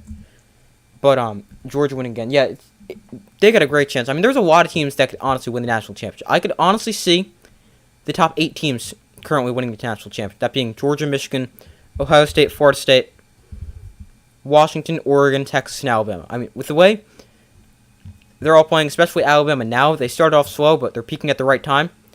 All those teams can easily win the national championship. So that's why a 12-team playoff would be perfect for this year, but last year or the year before, where there's one or two dominant teams, like last year was Georgia and then everybody else,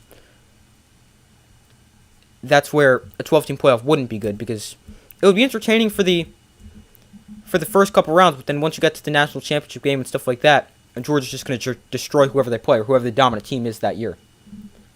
But how about you? Who do you think is going to win the national championship? And Jordan or LeBron? Not a huge basketball fan, but overall Michael Jordan.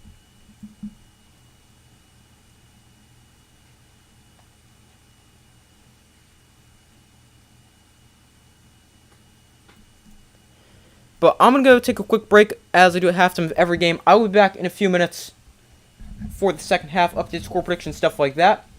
So I will be back in a few minutes.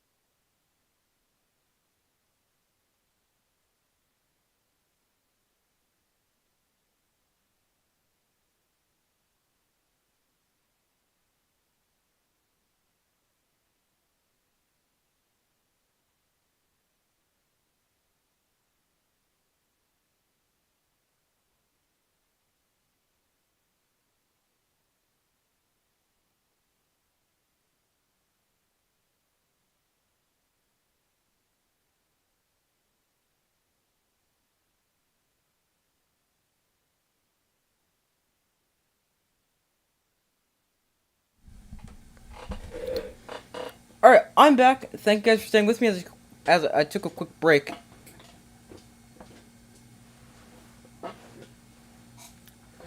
But the Jets lead the Raiders. I'll get to the comments in a second.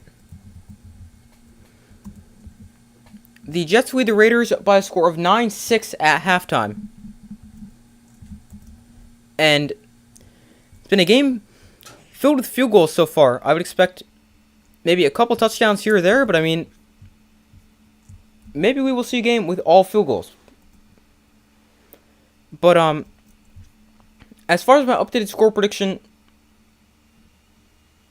I will get to the comments in a second. Give me a minute, and then I'll get to them. As far as my updated score prediction goes, originally I said the Jets 17-9. I mean, I could really still see that. Let's go Jets 19. Let's go Jets 19-12. So, I mean, still very much anyone's game. I didn't literally mean a second. But my updated score prediction is Jets 19-12. Alright, getting to the comments, who's winning the Pac-12 championship? That's really tough. I mean, either Washington or Oregon. I think Oregon may be able to do it, but I would say Washington maybe just because their offense is so good. I don't know if there's a team that could stop them. Because it's just impossible to stop their offense. Because when you think about it, if you don't send pressure at Michael Penix Jr., he's just going to sit there and pick you apart.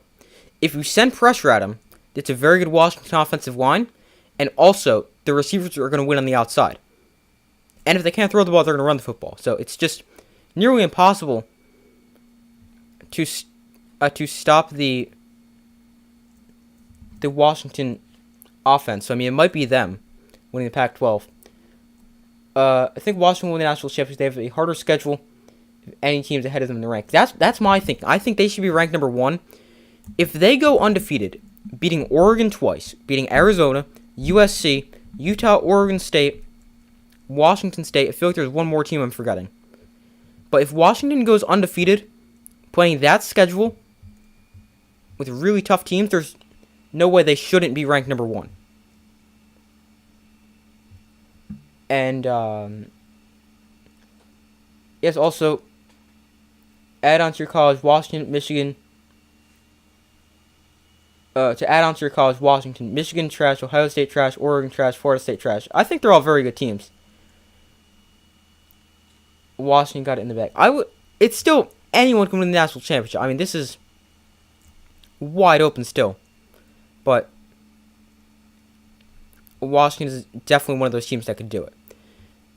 But Washington, if they win out, I think they should be ranked number 1. Because you have wins over Arizona, who's ranked, Oregon, who's a top 10 team. They would have then beaten them twice in the Pac-12 championship as well. Then at USC, who I know isn't that good anymore, but that's still pretty good. Then winning against Utah. Then at Oregon State is not going to be easy either. Plus then Washington State in the Apple Cup. So they should definitely be ranked number 1 if they go undefeated. Jets 26-9.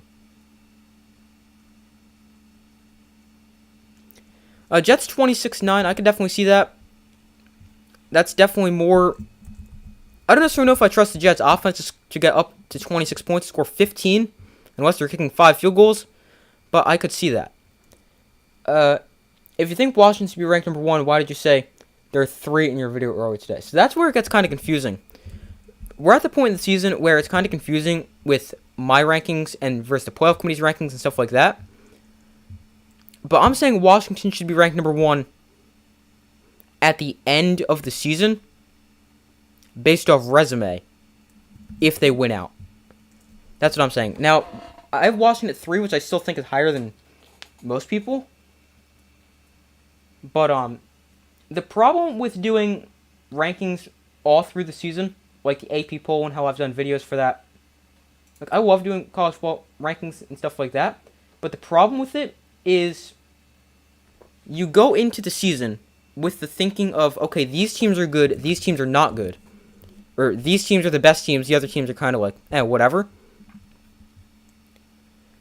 And then because you go into it with those thoughts earlier, you can. It's hard to move teams up and down based off their performances in the season, because, like Georgia, they've been great. There's a lot of teams you could argue are the best team in the country right now. But I originally had Georgia 1, Michigan 2. I haven't changed that all season because those teams have done nothing to move down from my top 2 spots.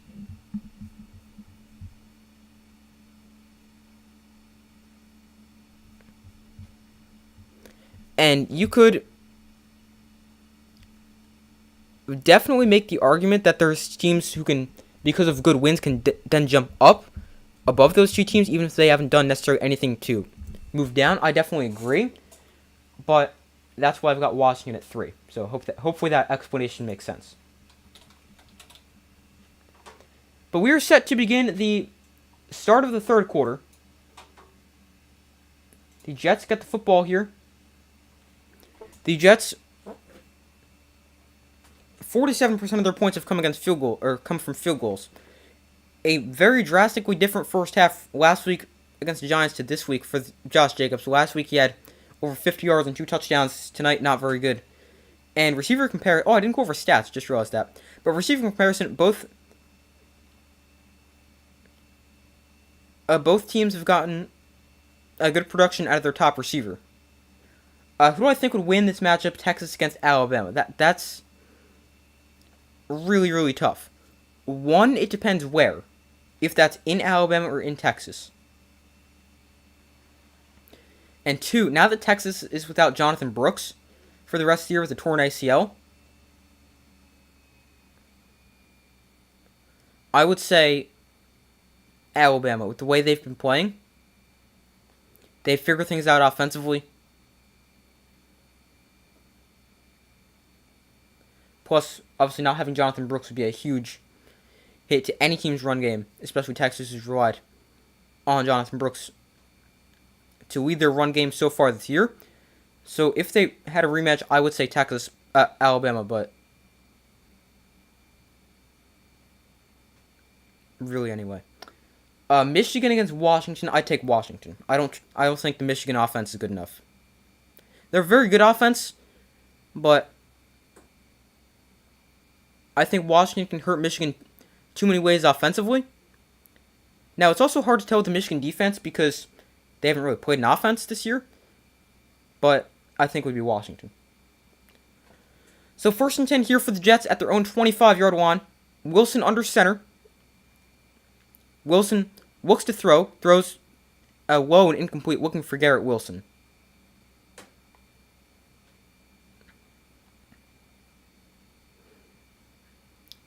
What about Georgia against Washington? That's another tough one, but I think I'd go with Georgia there. I think they're just extremely well-rounded. I think they've got the defense to slow down the Washington offense, and they've got the offense as well. So I would go with Georgia, but that's another one that could go either way. Here they hand off to Breece Hall up the middle for only a gain of 2. And that is going to bring them a 3rd and 8.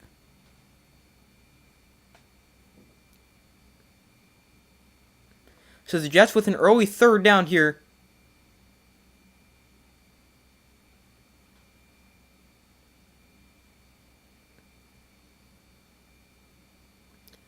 The Jets have the worst 3rd down conversion rate coming into this week at just 22%. They're 44% so far today. Here is a 3rd and 8. Wilson looks to throw. Raiders rush 5 to the outside. That is caught by Xavier Gipson. He's got a 1st down. Gipson taken down to the 39. And a conversion there for the Jets. Now we do have a flag that comes in, so we'll have to check on that before we say the Jets actually picked up a 1st down.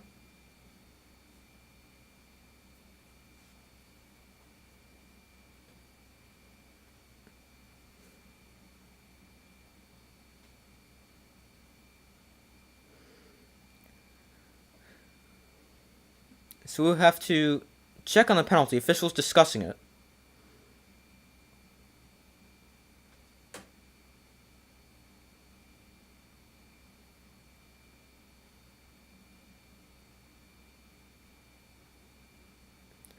They're calling a chop block on the Jets.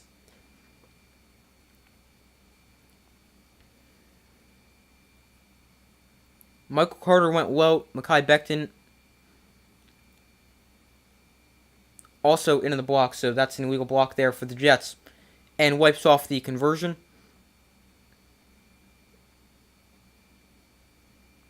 And backs them all the way up to a 3rd and 21. Jets with the 68 penalty yards so far tonight. Coming into the week, they were 6th in the NFL with just 45.7 penalty yards per game. So here is a 3rd and 21 backed up to the 14-yard line. Wilson looks to throw. Wilson underneath, that is complete to the tight end Tyler Conklin. Conklin with some blockers ahead of him. He's going to run somebody over and get all the way up to the 30. Another flag comes in.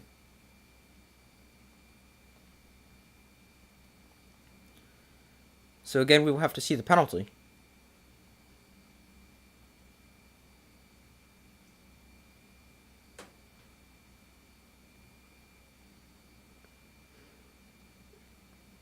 So let's see what this penalty is. If the play stands, the Jets would end up with a 4th and 5 and would still have to punt it away anyway.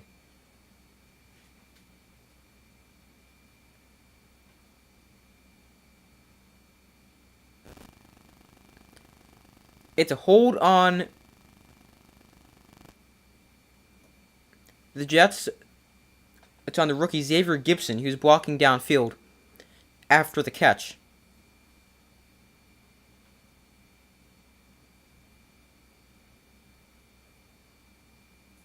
At least from that angle, it doesn't really seem like a hold. But the Raiders accepted the penalty.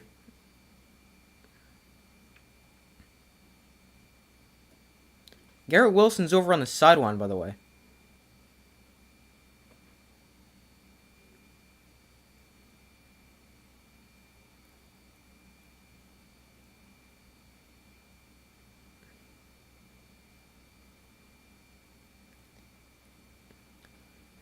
But here is a 3rd and 22, so apparently a 1 yard.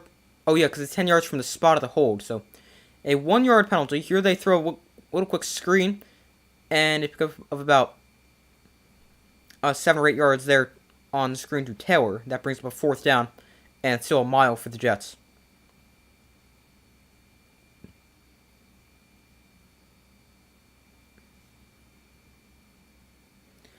And they will be forced to punt it away. They ended up going 3 now. It doesn't really seem like that because they ran a bunch of plays. Not 3, but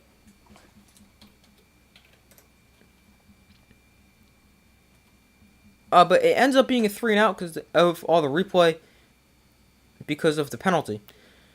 So here is the punt. It is fielded at the 25 by DeAndre Carter. Carter on the return. Carter makes a cut across the 30-yard line, gets to the 32, 7-yard pickup on the return. And the Raiders will take over there. 9-6, Jets lead, 12:52 to go in the 3rd.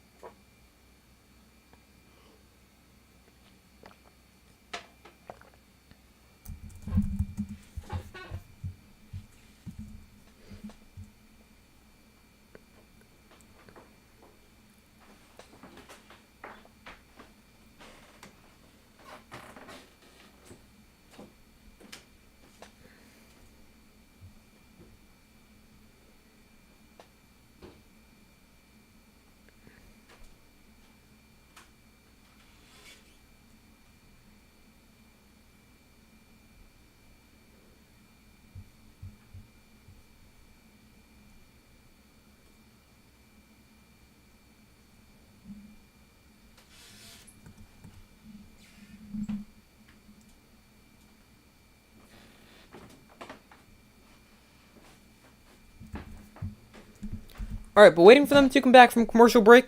So far, results in the poll, 58% of you guys have said the Raiders will win. 42% have said the Jets. Make sure to vote if you have not already done so. And because I didn't go over first half stats at halftime, I'm going to do it right now. Zach Wilson, 10 of 17 passing for 117 yards. He was sacked 1 time for loss of a yard. Rushing for the Jets, 2 carries of 40 yards for Zach Wilson, 12 for 29 Breece Hall, and Dalvin Cook 4 for 26. Receiving for the Jets, Garrett Wilson 5 for 67, Xavier Gibson 1 for 24, Tyler Conklin 3 for 22, Malik Taylor 1 for 6, Alan Lazard and Michael Carter have both been targeted one time but not going with the catch. And for the Raiders, Aiden O'Connell 11 of 17 for 123 yards and a pick. He was sacked 2 times for a loss of 19 yards. Aiden O'Connell 2 carries 3 yards, Josh Jacobs 10 carries 30 yards. And receiving for the Raiders, Devontae Adams 6 for 86, Jacoby Myers 1 for 13, Michael Mayer 2 for 12, Josh Jacobs 1 for 8, and Amir Abdullah 1 for 4. So those are our first half stats.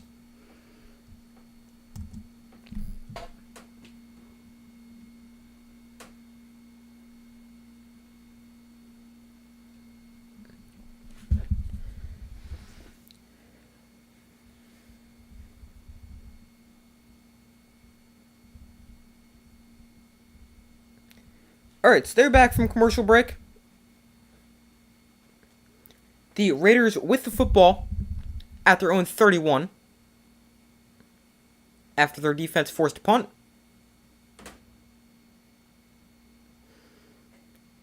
So here is a 1st and 10. O'Connell, the delayed gift to Josh Jacobs, who was taken down after a loss of 4 on the play by Quinnen Williams. He practically was already at Josh Jacobs as Jacobs was just getting the ball. Nice play there by the Jets star defensive tackle.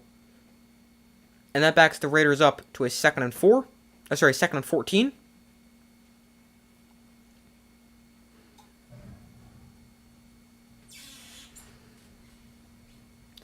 Quinnen Williams, 25 years old, went to Alabama, selected to the Pro Bowl after last season. Also, after last season, earned himself a big contract extension from the Jets. So 2nd and 13.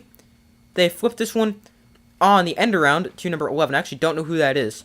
And he's taken down after a solid pickup there of about 9 or 10 yards. Oh, that is number 11. Let's see, who is that? Oh, that is Trey Tucker, wide receiver for the Raiders. He got it on the end around.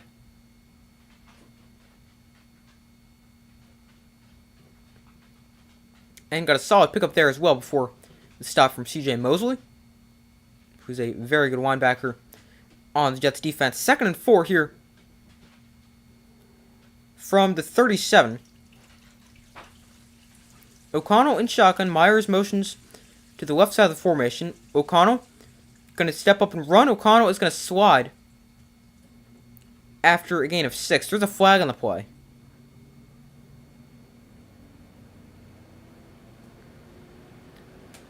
Let's see. This is going to be a holding call on the offense that's going to back him up 10.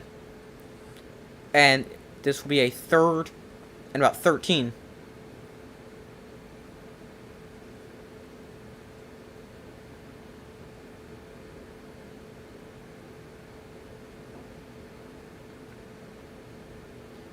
Working against Jermaine Johnson, second-year player from Florida State, on that play. And the center, James, called for a hold. So here is a 3rd and 14.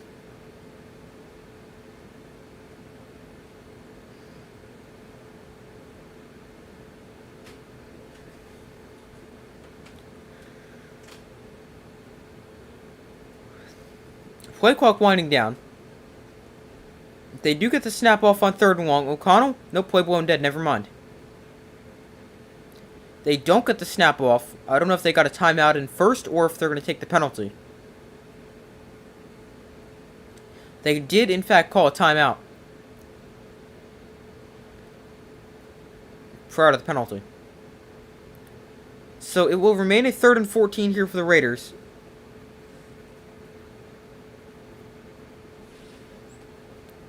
Jets defense is just really good. Notable quarterback performances against the Jets. Josh Allen, 4 turnovers, 3 interceptions, and a fumble. Patrick Mahomes, 2 interceptions, and just 203 yards. Jalen Hurts, 3 interceptions. Justin Herbert, just 136 yards, no touchdowns, or no picks.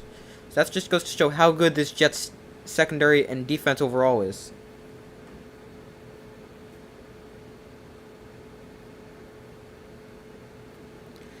But here is a 3rd and 14. The Raiders have thrown for just 104 yards so far today.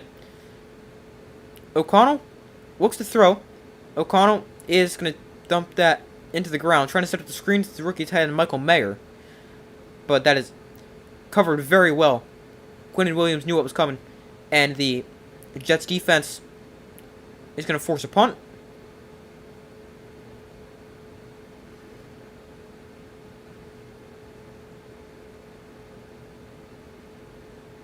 Quinn and Williams was with him the entire way, and O'Connell just does throw it at the feet of Mayer, and it is now 4th and 14 in the Jets defense.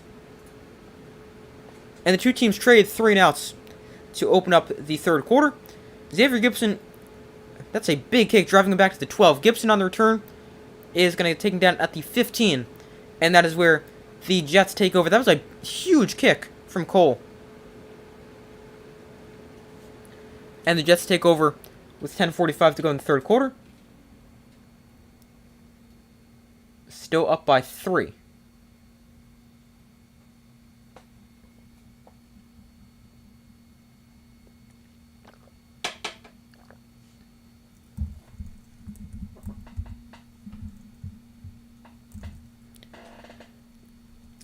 But also not ideal starting field position for the Jets, as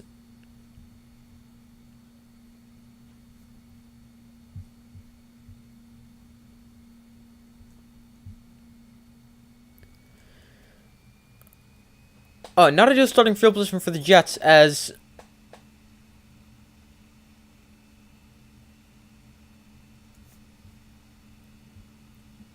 they're backed up at their own 15-yard line.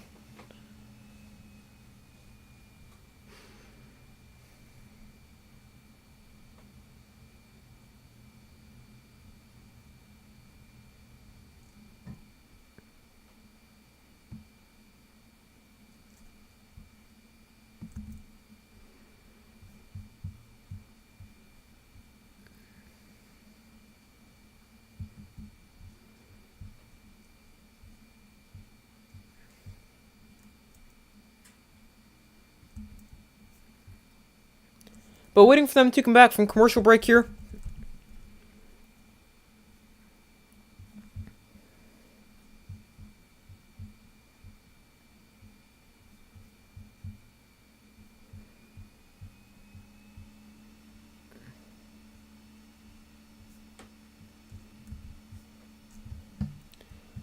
Hold on 1 second.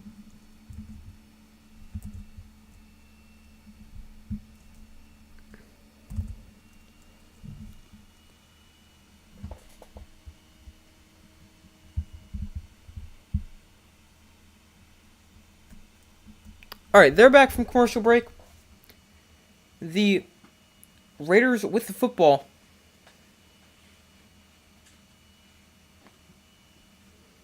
Sorry, the Jets with the football at their own 15.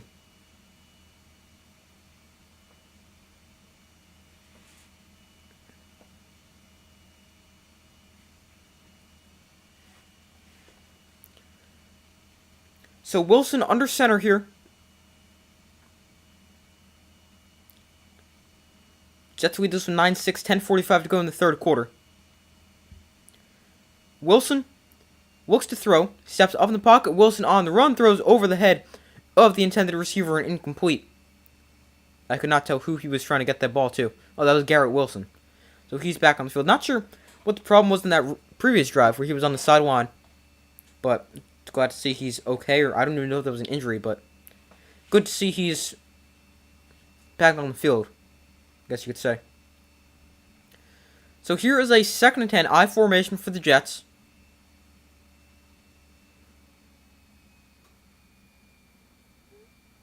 Wilson hands off to Breece Hall running left.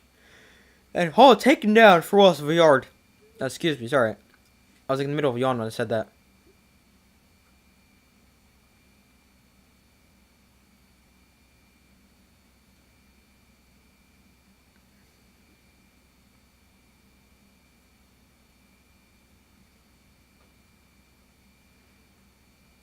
They show Max Crosby so far. I feel like they've done a pretty solid job of containing Max Crosby so far.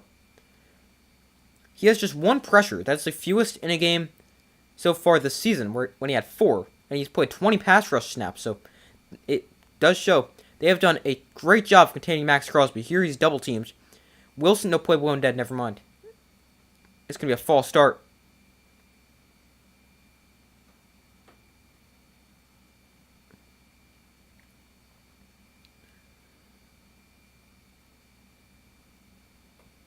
So false start there for the Jets. That backs them up 5. It's on their center, Joe Tipman.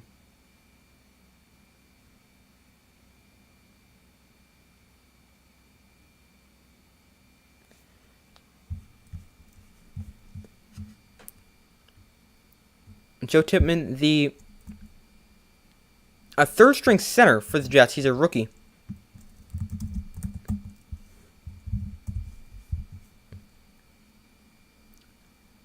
He is the 43rd pick in the draft from Wisconsin. Here is Wilson to throw. He steps up in the pocket, rolls out to his right. Wilson going to tuck it and run. Wilson is going to dive forward. He's out of bounds. Actually, they're going to keep the clock running, but he is down about 2 yards short of the marker. And the Jets are going to be forced punted away. Still have not seen a first down here in this third quarter. 6 minutes in already. So here is a 4th and 3. Thomas Morstead comes on to punt it away. He has 3 punts, averaging 56.7 yards per punt today. And on 4th and 3, Morstead punts this away to DeAndre Carter. Carter fields this at the 23. Carter on the return up the sideline. Carter with space. DeAndre Carter inside Jets territory, out of bounds to the 45. Nice return there for DeAndre Carter up the sideline. And that sets the Raiders up with an excellent field position inside Jets territory. And they take over with 8:48 to go. Already practically in field goal range, which is what they need to tie the game. Not quite in field goal range, but still. A very good return. Let's see, officially marked as looks like about a 25 to 30 yard return. 31 yard return. 55 yard punt, 31 yards on the return.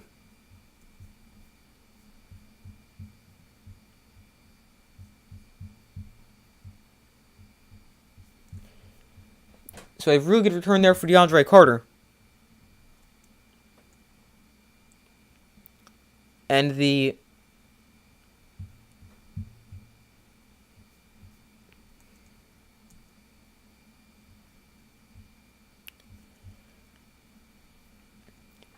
Raiders with excellent field position.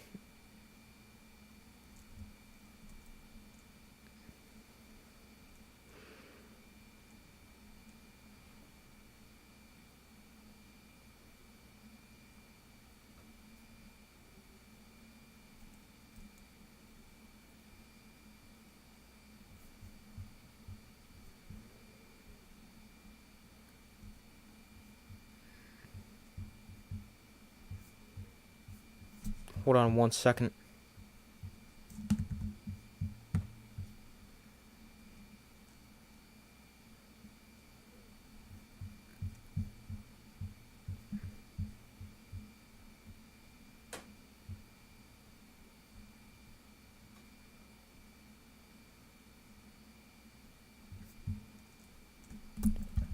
Alright, so they're about back from commercial break. The Jets punted away to the Raiders. We still have not seen a third down in the third quarter. Haven't seen much offense so far. Just 5 field goals combined in the game. So I guess that's a good reason why we haven't seen a first down here in the third quarter.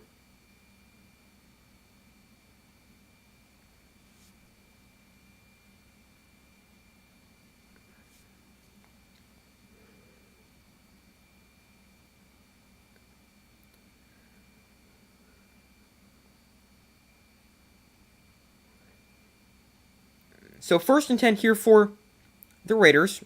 Already inside Jets territory at the 45 after a tremendous return by DeAndre Carter of 31 yards. O'Connell under center. Watch the Raiders not get any points here. O'Connell hands off to Josh Jacobs, and Jacobs is taken down at the line of scrimmage. Maybe got a yard, but I don't think so. And that's going to bring up a 2nd and 10.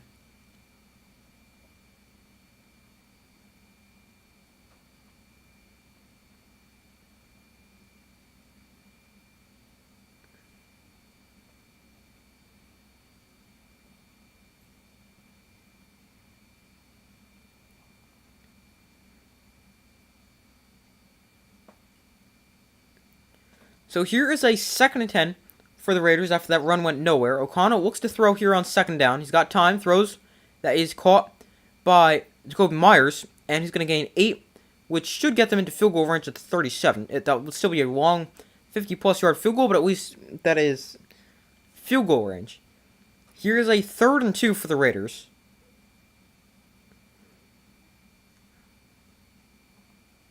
Nice job by O'Connell to find the open receiver in Jacoby Myers in his first year in Las Vegas.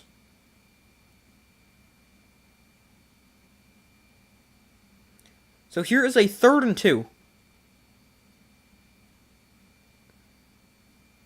Here is a little touch pass forward to Josh Jacobs, and Jacobs is going to have a first down.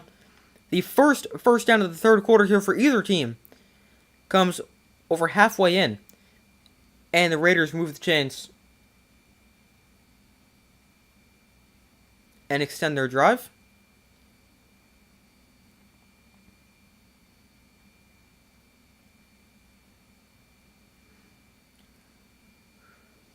Looks like a lot of early movement, no call. O'Connell pressured and taken down back at the 42. Jermaine Johnson and Sauce Gardner combined for the sack. Gardner comes in on the corner blitz. That play had a weird look from the beginning. Looks like everybody moved early. Maybe not. Maybe just, I don't know. To me, it looks like that watching it live.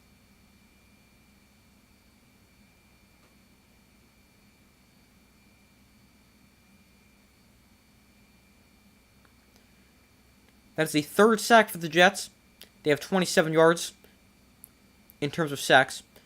Here they throw this to Josh Jacobs on the outside. He's got a good run there of they're getting it to about the 30-yard line. And that will bring a 3rd down here for the Raiders. Not sure on the exact pickup there.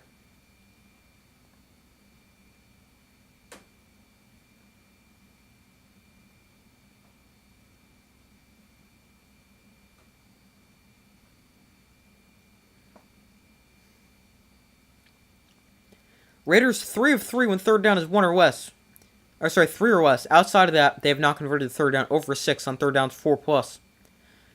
So ball on the 30-yard line. They throw a quick screen to Hunter Renfrow, and Renfrow is going to be awfully close to a 1st down. I think he got it, but it's going to be close depending on the spot. Looks like the spot's going to come in just short.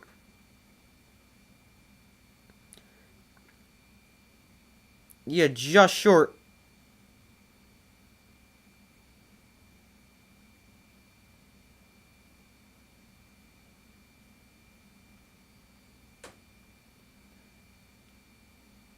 Let's see, it looks like the Raiders may keep the offense out there to go for it. Yeah, Renfrow looks like he's down a little bit short, but that is really close. Raiders going to keep the offense out there to go for it. 4th and inches. O'Connell under center. He's going to hand off to Josh Jacobs, and Jacobs doesn't get much, but he does get enough for the 1st down.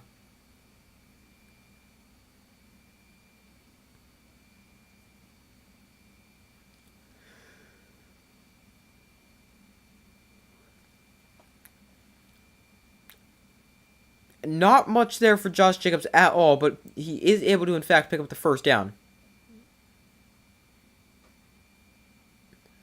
So here is a 1st and 10. They toss this to Jacobs running right, and he's taken down for also 4 on the play by Quincy Williams. The brother of Quinnen Williams with a big play there.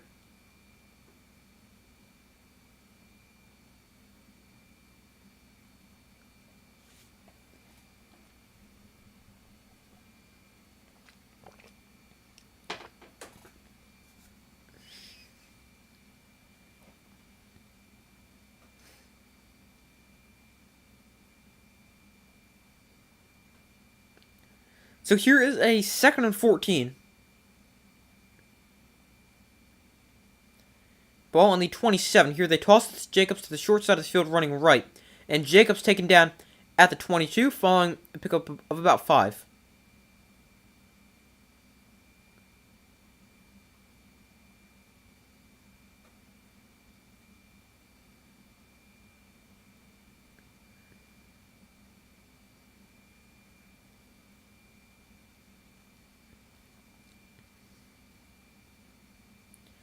So here is a 3rd and 9 for the Raiders. Putting together a solid drive. I mean, it seems like it should be a really good drive. They started at the Jets' 45, so it's really only been about 23 yards so far. Here's a 3rd and 9. O'Connell looks to throw. O'Connell going to float one incomplete. Devontae Adams, the intended target. He's really mad about something. Looks like he may have thought he got held or something like that. Screaming at the official.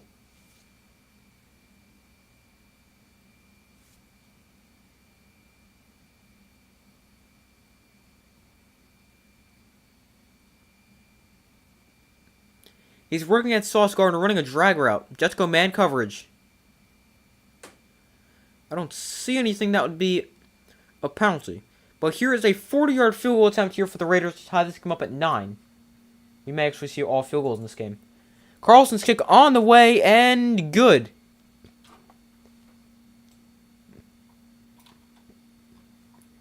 So the game tied at 9. We have not seen a single touchdown yet. And the Jets and Raiders continue the field goal contest. It is tied up once again.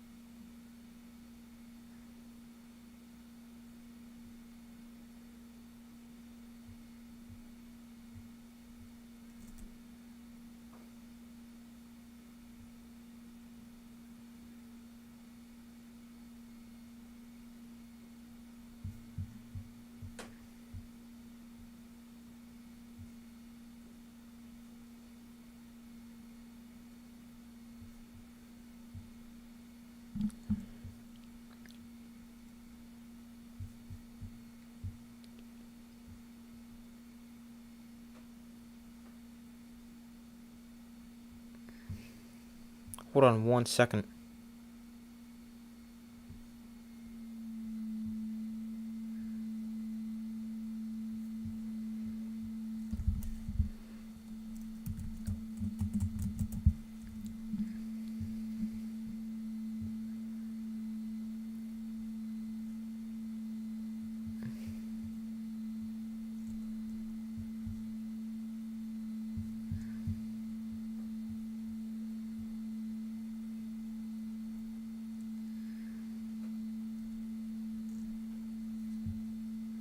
But waiting for them to come back from commercial break here, Jets going to get the football back after allowing a field goal. And I mean, ends up being a pretty good drive there for the Jets defensively.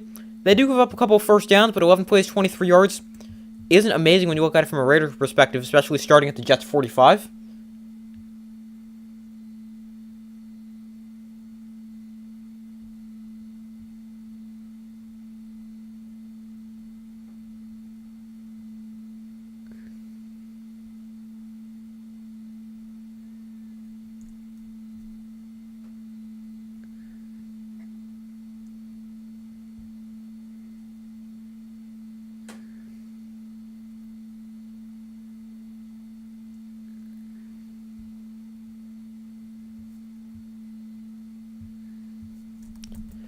Alright.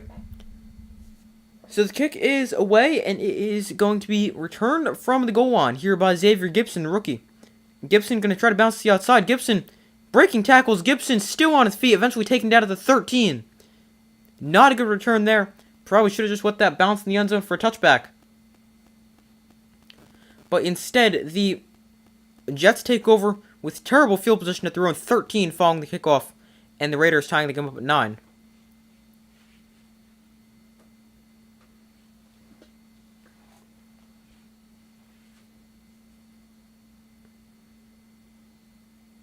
So 1st and 10 here for the Jets. 2:28 to go in the third quarter.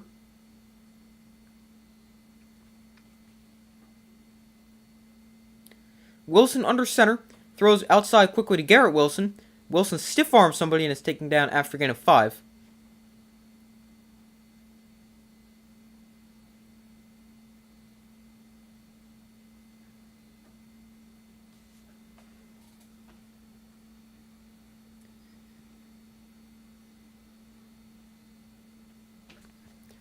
So here is a 2nd and 5.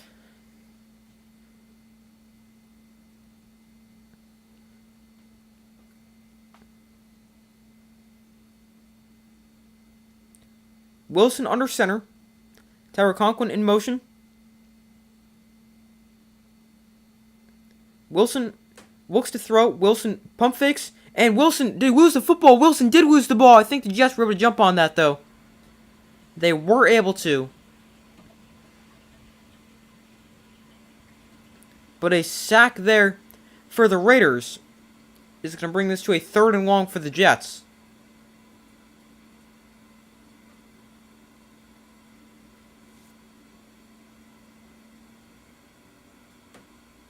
A strip sack for the Raiders, but not able to jump on it, as left tackle Mekhi Becton is able to recover.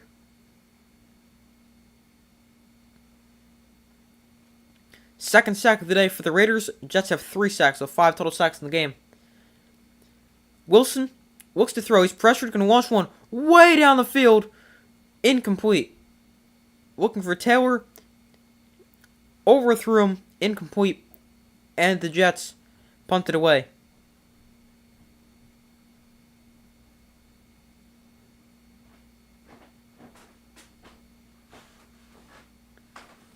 So another 3 and out for the Jets. They have not picked up a first down yet this half.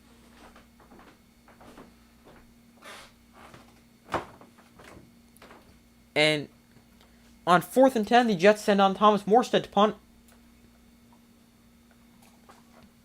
And Morstead, who's standing barely in his end zone, gets this one away. It's a good punt to DeAndre Carter, standing at the 36. And Carter on the return, he is going to return this to the 46. So another good return there for DeAndre Carter, up to the 46 again of 10. A return of 10.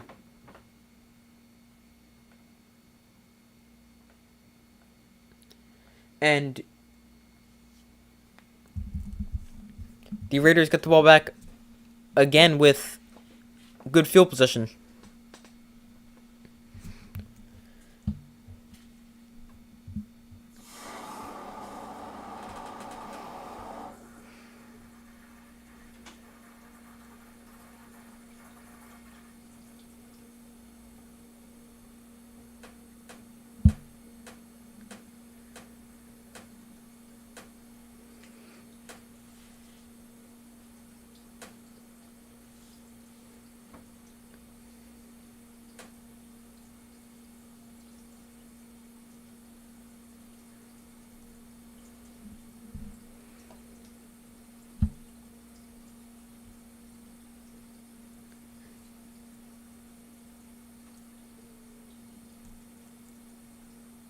Hold on 1 second.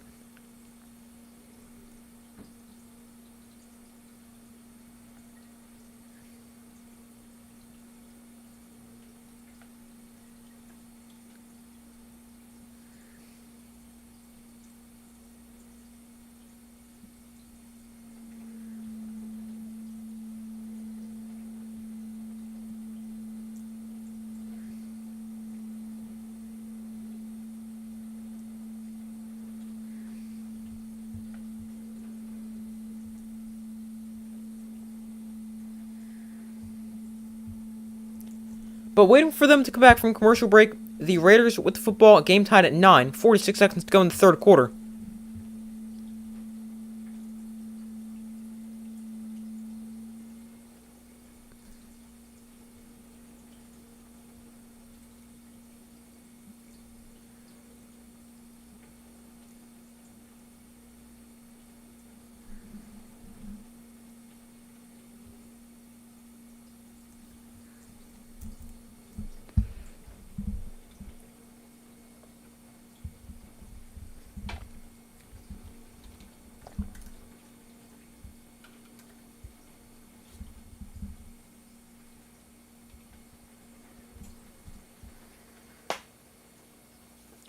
Alright, they're back from commercial break.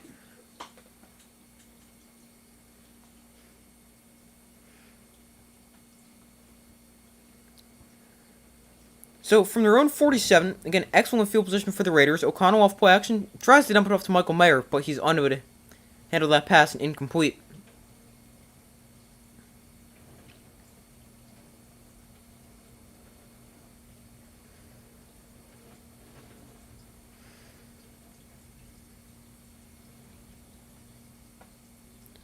So here is a 2nd and 10. 42 seconds to go in the third quarter.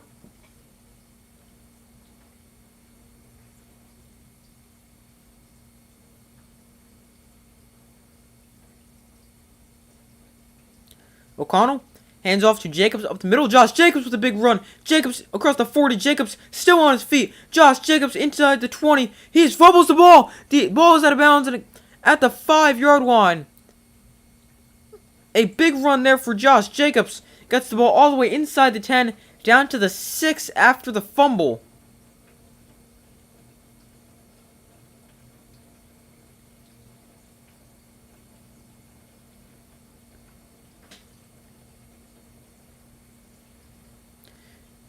The best offensive play of the day for the Raiders. 1st and goal at the 12, and Jacobs is taken down at the 8 or 9 yard line as the third quarter expires. So they put the ball back to the point where he fumbled from.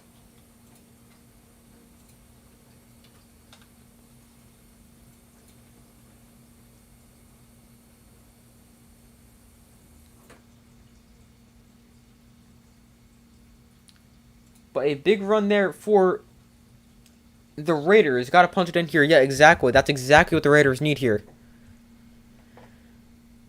That ends up being a 40-yard run for Josh Jacobs.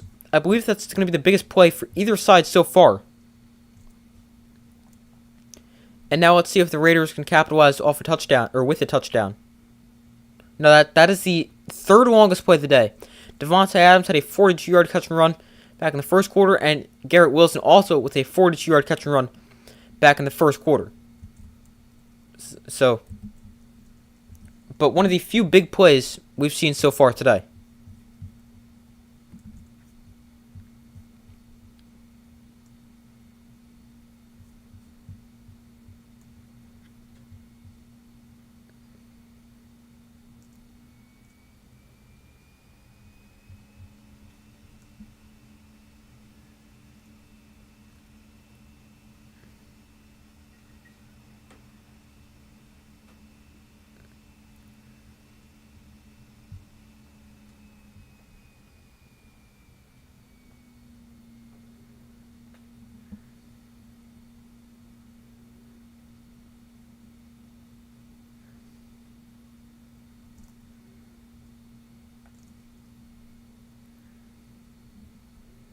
What time is it here? It is 10:43 p.m.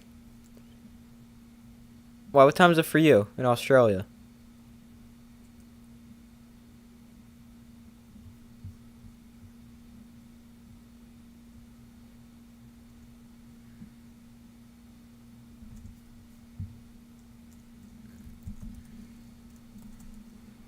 Monday afternoon, 2:13. Wow. That always confuses me when you switch days, but Monday afternoon, that's wild.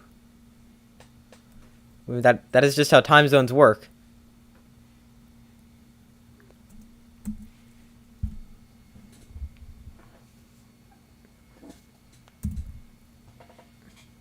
Is there a lot of NFL fans in Australia or no? I don't know how popular it is around the world. Because obviously football is mostly an American sport.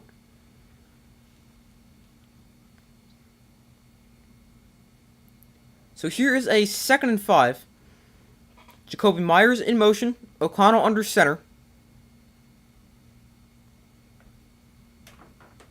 O'Connell hands off to Josh Jacobs up the middle, and Jacobs taken down after gaining only a yard, getting it to the 7-yard line.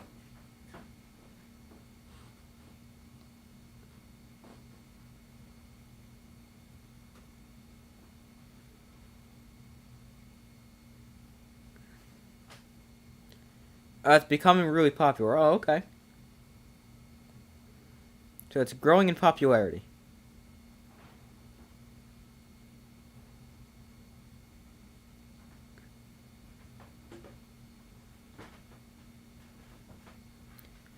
Here is a 3rd and 4 for the Raiders. Empty backfield for Aiden O'Connell. Now Josh Jacobs motions into the backfield. Off play action, O'Connell rolls to his right, throws towards the end zone. Zach, touchdown. Wow, what a catch by Michael Mayer. Michael Mayer just made a really nice catch for the first touchdown of the day for either side.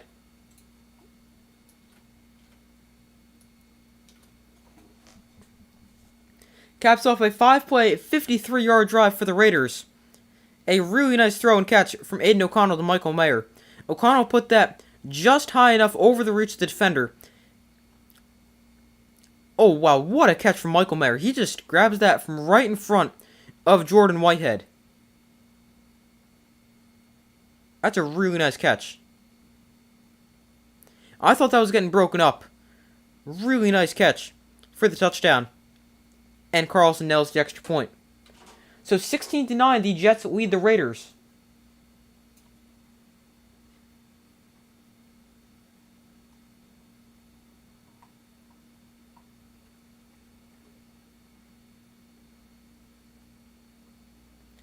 Everyone you know loves it. Well, that's good. Patriots, Steelers, Chiefs, most popular. I mean, that would make sense. Some of the more popular, like, well-known and best, not necessarily the Patriots and Steelers at the moment, but obviously those teams have great history. So, I mean, it makes sense. Because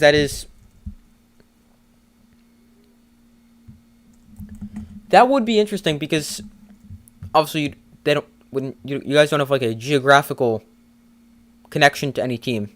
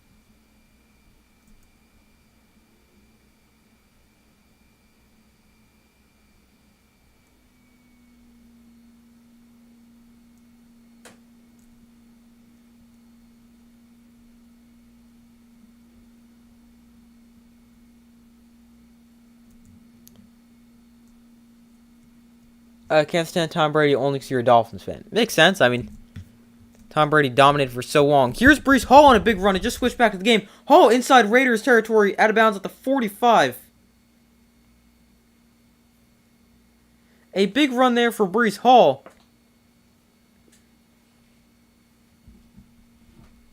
Josh Jacobs with a big one. Breece Hall with a big run as well. And the Jets set up to potentially answer. This is actually a catch and run for Breece Hall on a screen pass.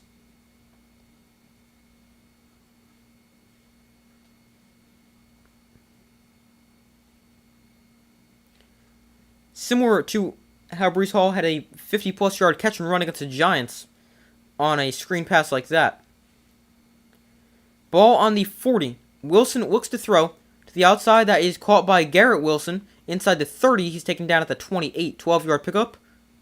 And another fresh set of downs for the Jets.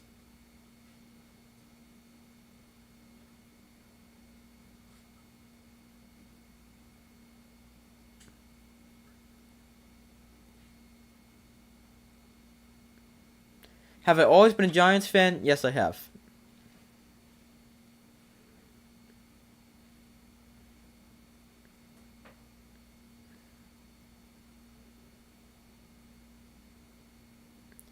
Here's a first 10. It's a backwards pass to Garrett Wilson. Who's going to throw this down the field. Incomplete, though. Allen Lazard was open, but Garrett Wilson could not make a good throw.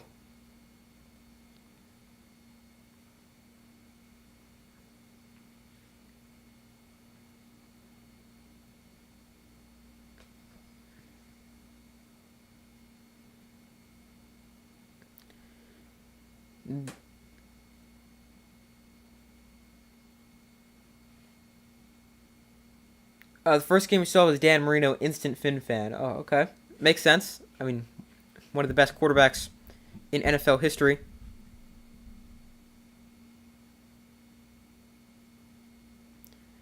Wilson throws behind the intended target, Dalvin Cook, and incomplete. That brings up a 3rd and 10 here for the Jets after back-to-back incompletions.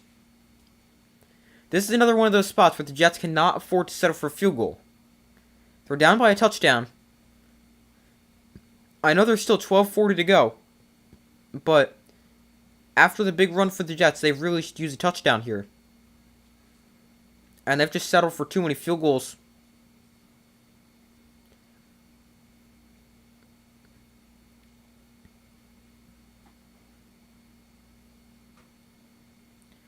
So ball on the 28. Wilson in shotgun. Dalvin Cook the back one to his left. Play clock. They just got to snap off. Wilson steps up in the pocket. Wilson is going to tuck it and run. He's out of bounds after gaining only a yard. And the Jets will, in fact, be forced to settle for a field goal.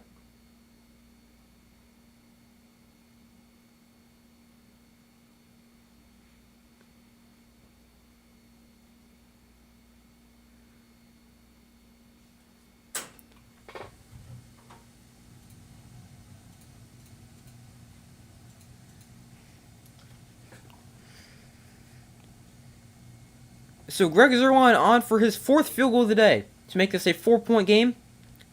Zuerlein, he's 3 for 3 so far. And Zuerlein's kick on its way, and it is good. From 45 yards away, Greg Zuerlein nails another field goal and cuts it to a 4-point game.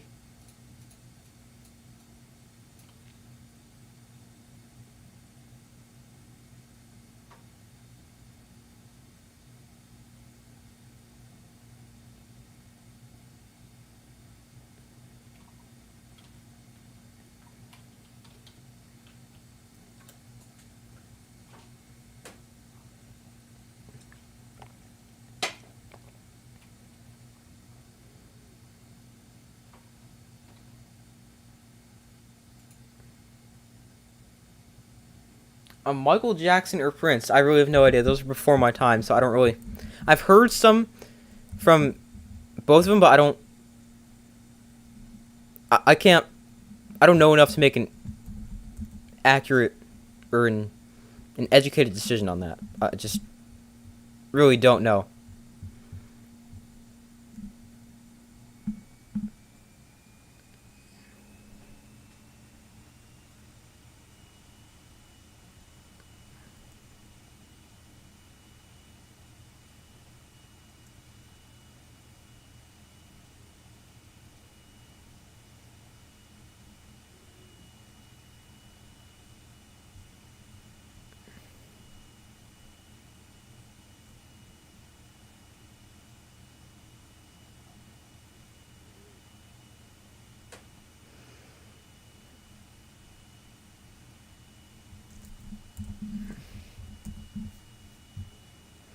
Alright, so still waiting for them to come back from commercial break.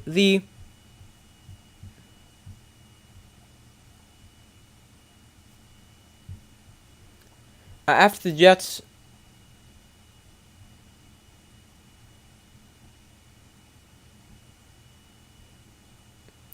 kicked a field goal.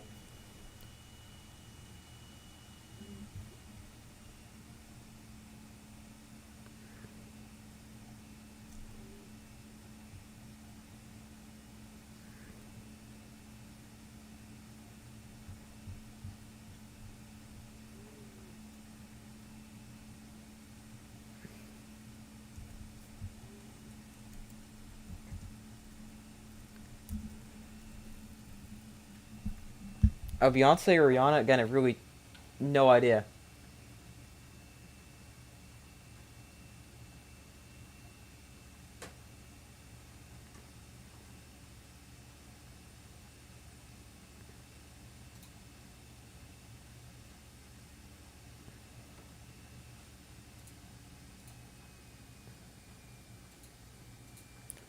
Alright, the kick is the touchback, and the Raiders will take over at their own 25-yard line, still up by 4.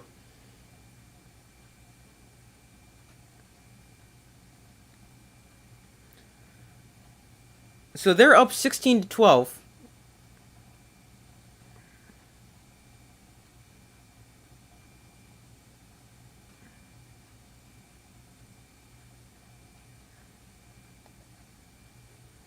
Josh Jacobs on that last drive, 3 carries, 46 yards. On the first 8 drives, 16 carries, 42 yards. So, very productive last drive on the ground for Josh Jacobs. O'Connell looks to throw. He's going to wind up taking a deep shot down the left sideline. Double coverage and incomplete. Devontae Adams, the intended target. He had a step beyond the corner and the safety. And if that throw is a little bit more in bounds, that's probably a completion with how good Devontae Adams is. But the throw just tails out of bounds and it's incomplete.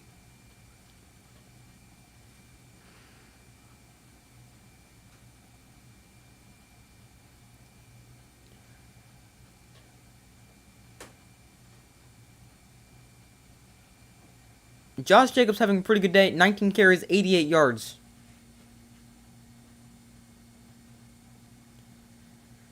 O'Connell in shotgun.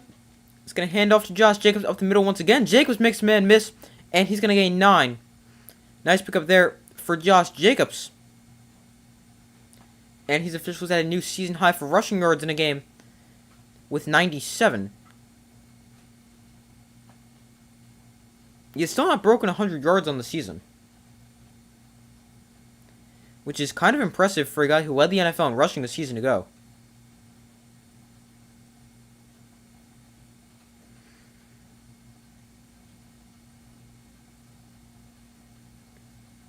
So here's a 3rd and 1. O'Connell tosses this to Josh Jacobs, running left. Jacobs makes a cut, and he barely picks up the first down. He's close, but he did pick up the first down. Or at least I think so. Yeah, he did. There's the signal from the official.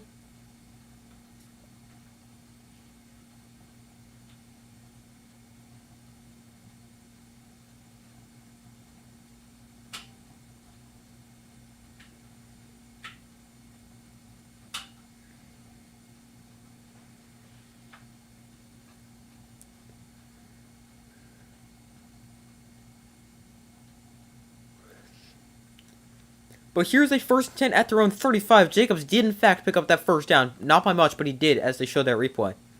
1st and 10. They go back to the ground. Josh Jacobs is going to make one man miss in the backfield and try to make a second miss, but he's taken down in the backfield for a loss of a yard. And that brings up a 2nd and 11. Quinnen Williams ended up in the backfield right away. Jacobs was able to get around him, but eventually taken down.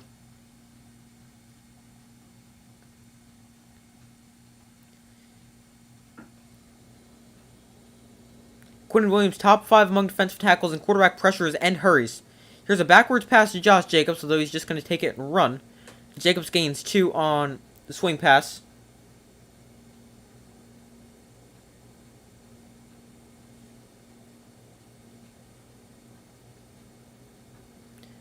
And that brings up a 3rd and 8 with 9.5 minutes to go. Raiders up 16-12.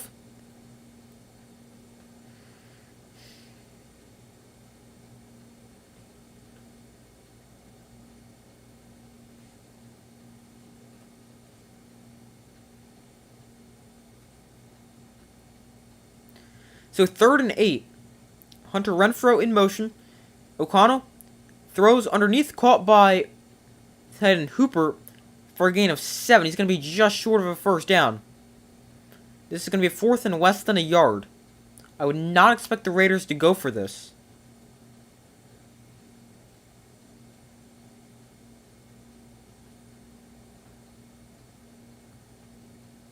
But let's see if they will.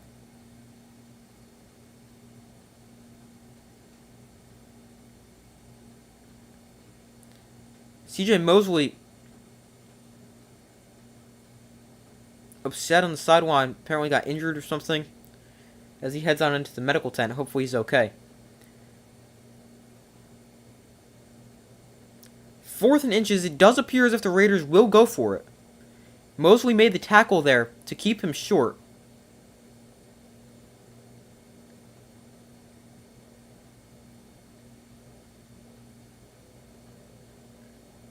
Don't really see anything unusual there for Mosley. The Raiders' win probability according to Next Gen Stats, 75% if they get it, 69% if they don't, if they punt it. Here do a trick play and tush push, give it to DeAndre Carter, and he's down at the 42. They put him as one of the guys right behind Aiden O'Connell, and they ended up handing it to him, and a really nice design there for the Raiders. That's what teams need to do.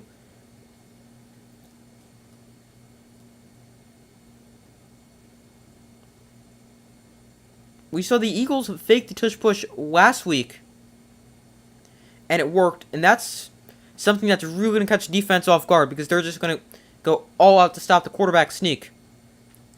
Raiders now 2 of 2 on 4th downs today. Here they hand off to Zamir White, the second-year back from Georgia. He loses the football, although he may have been down first.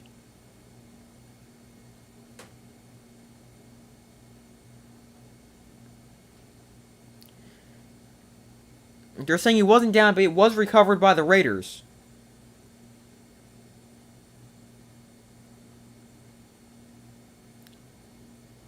No, the ball's... Ooh, that's close.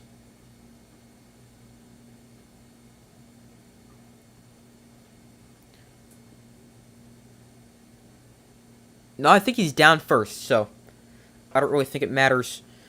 2nd and 5, so that would have been a 5-yard pickup, so that is correct. O'Connell going to hand off to Jacobs, running left. He's going to try to reverse it and go to the other way, but he's going to get... No, he's going to get a push from the offensive line. He's still going. Jacobs, with a run of 8 yards, ends up getting pushed forward for about 6 from the offensive line.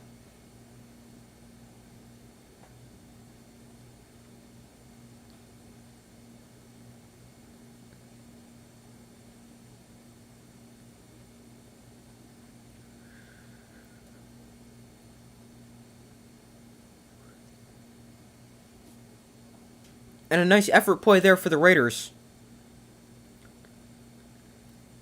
Getting behind Josh Jacobs.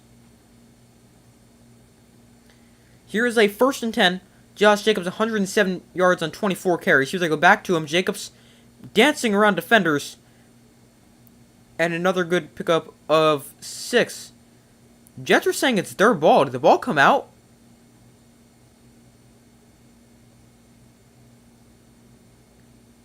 Did the ball come out? I never saw the ball hit the ground. But the Jets are saying it's their ball. And now the official's trying to figure it out.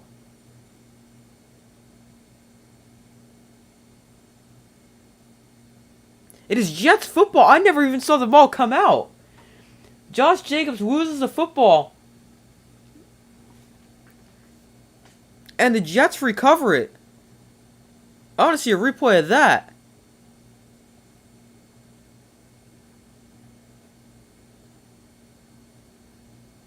The ball is not necessarily definitely, but it is loose before he's going to the ground, but it's close. This is going to be really tough to overturn. All turnovers are reviewed, I believe.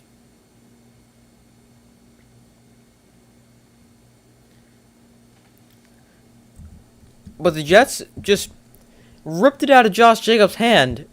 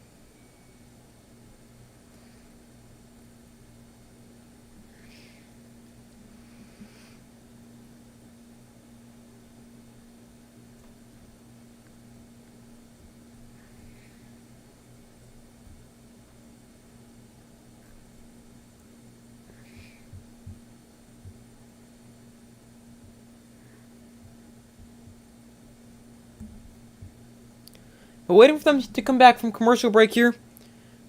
The Jets with the football after a fumble. I wonder if this fumble will stand, because all turnovers, I believe, are reviewed.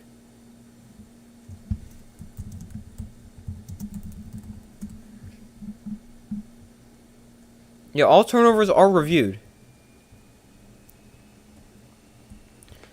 But I just don't know if there's going to be enough to overturn it. We did get a replay, but it's really hard to tell when the ball is coming out, when he's down. If forward progress was ruled, when forward progress was ruled. It's really hard to tell. Here's another look, but you can't really see the football.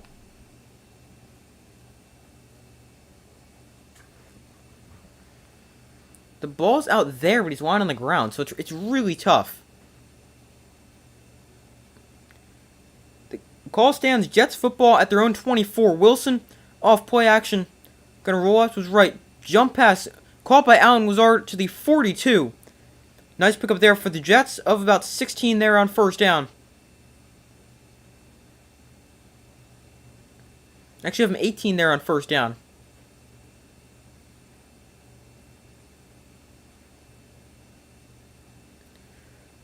And a nice completion to Allen Lazard.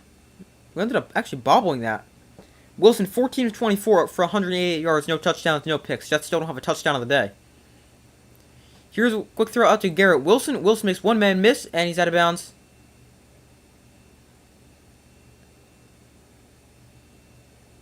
After 4. Looks like he may have hurt himself. He just turned around and ran right out of bounds after that. So hopefully he's okay.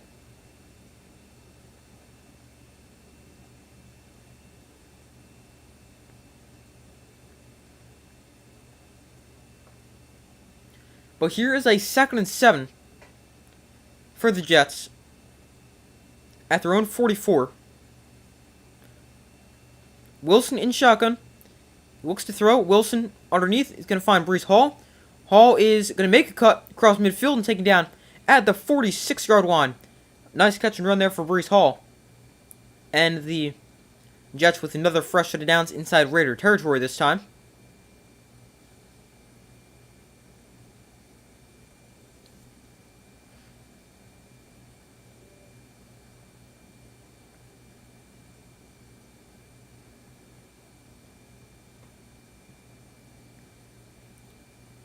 So here is a 1st and 10 for the Jets. Wilson just crossed the 200-yard mark on the day.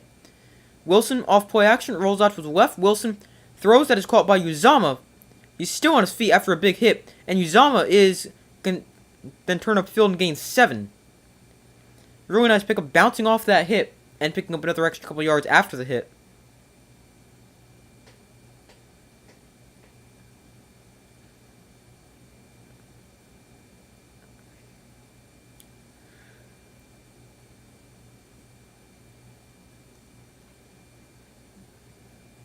So here is a 2nd and 4.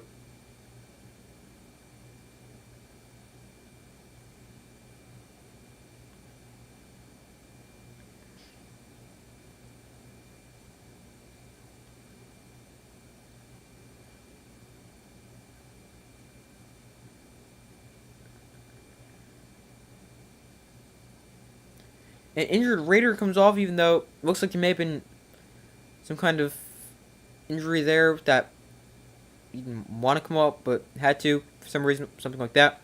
But hopefully he's okay. So here is a 2nd and 4.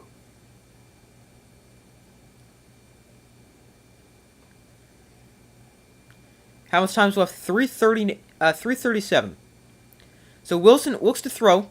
Wilson gonna launch one down the field. Incomplete. Off the hands of Garrett Wilson, which ended up being double coverage. And that brings up a 3rd and 4. Raiders up by 4, 16-12 with exactly 3.5 minutes to go.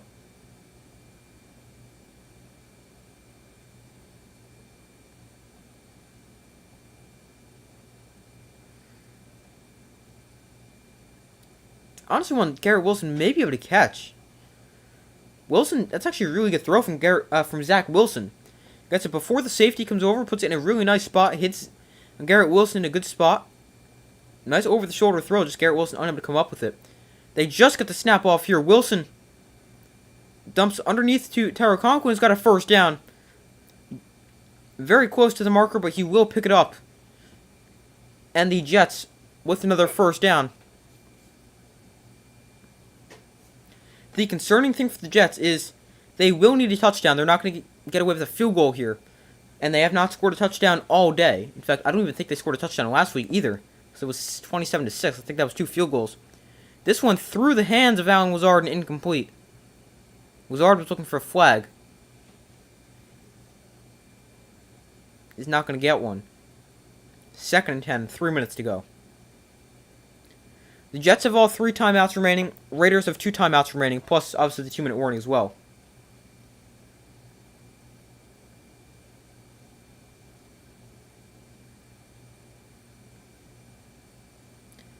So 2nd and 10, ball on the 36-yard line. Wilson in shotgun, Breece Hall's back line to his right. Raiders bring a blitz. Wilson rolls out to his right, throws downfield, and that is caught for a pickup of 8 by Tyler Conklin. And that is going to bring up a 3rd and 2. Nice job by Zach Wilson against the blitz right there to roll out and find an open target.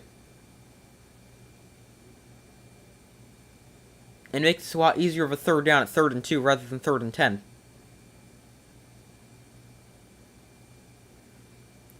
So 3rd and 2 right here. Ball on the 28-yard line. Wilson, quick throw.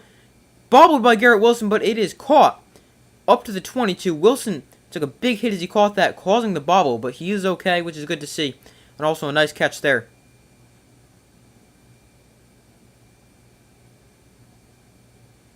Wilson, after he caught that, reached the ball across like he was need the first down, but then he realized he already had the first down.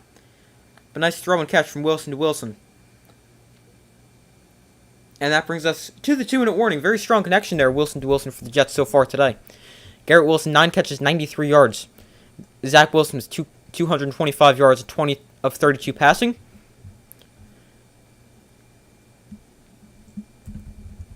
But 2 minutes to go in the game. A game that is coming down to the wire. The Jets need a touchdown to make this, to take the lead. And they obviously need their defense to come up with a stop as well, but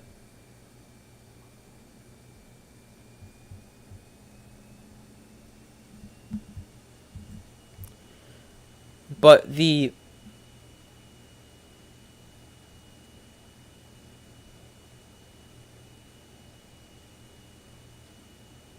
first big thing for the Jets is the touchdown. That is a must.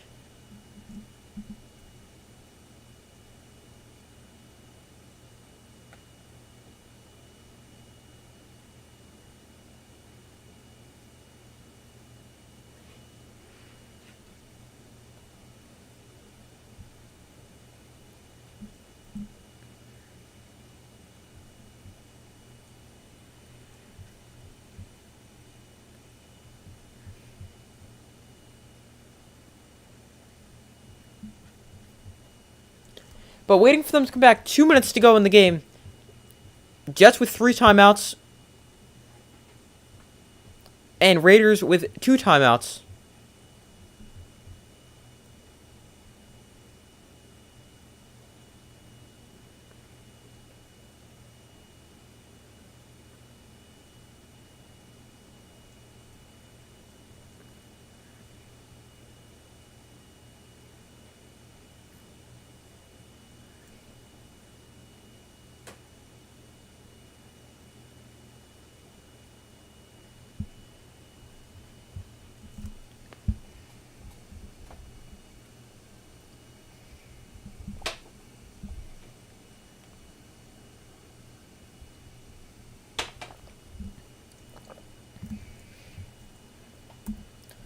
Alright, but they're back. 2 minutes to go in the game. We reached the 2-minute warning.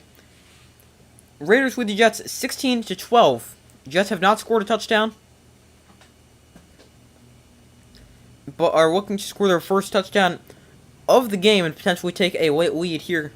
The Jets have led for most of the game that it hasn't been tied. Raiders Haven't led for a huge amount of time. But here is a 1st and 10, ball on the 22-yard line. Wilson in shotgun. He looks to throw. Wilson going to set up the screen to Breece Hall. Hall is going to get taken down after only a yard. Hall with the tackle there. And a minute 45 and running in terms of time.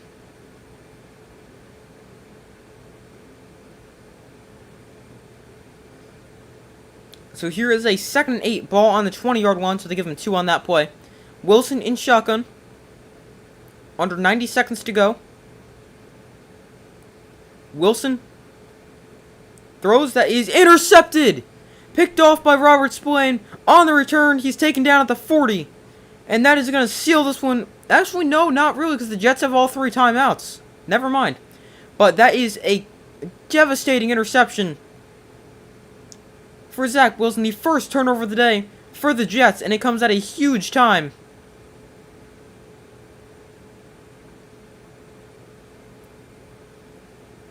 A big play there for the Raiders. Robert Spillane, their middle linebacker, number 41, with the interception. Cutting in front of Allen Lazard, who was the intended target.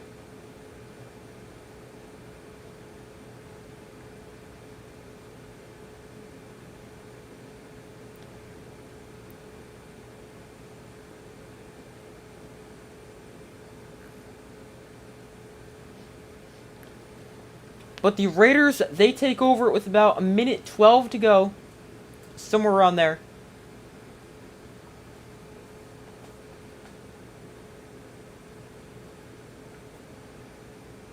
A minute 14 to go. Ball on their own 40. The Jets do have all 3 timeouts and can get the football back as long as they don't allow a first down. For the Jets, you got to sell out to stop the run. So they hand off to Josh Jacobs, who's going to get about 5. Not an ideal start there for the Jets.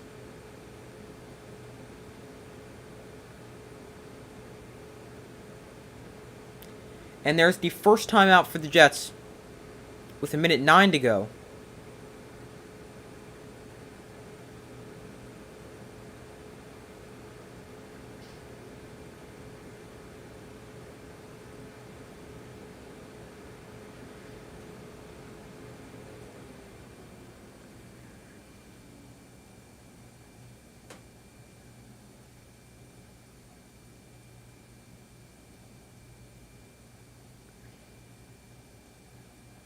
So 2nd and 5. O'Connell under center. Josh Jacobs has had a great game. Is lined up behind him. They hand off to Jacobs, and Jacobs taken down at the line of scrimmage. Nowhere to run. And there's the second timeout for the Jets with a minute 4 to go. They may end up putting a second back on the clock to a minute 5.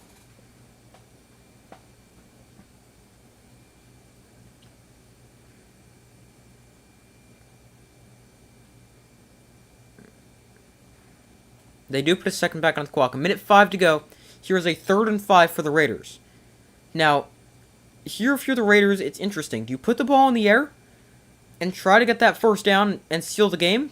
Or do you keep it on the ground? If I'm the Raiders, I'm keeping it on the ground. You got a rookie quarterback against one of the best pass defenses in the country, in the NFL.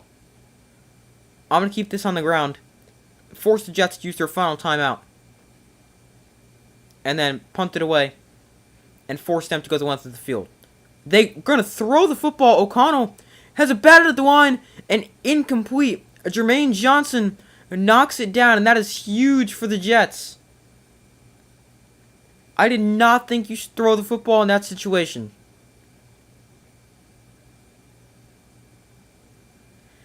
They're trying to throw it out into the flat to Austin Hooper or Michael Mayer. They've got 2 tight ends right there. I don't really think that's supposed to happen. But the Jets now have the clock stopped with a minute to go. And they have a timeout to work with offensively as well.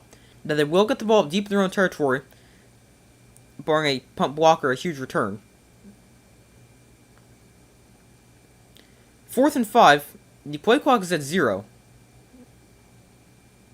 And now we've got a flag on the play. It is delay a game. So no timeout there for the Raiders.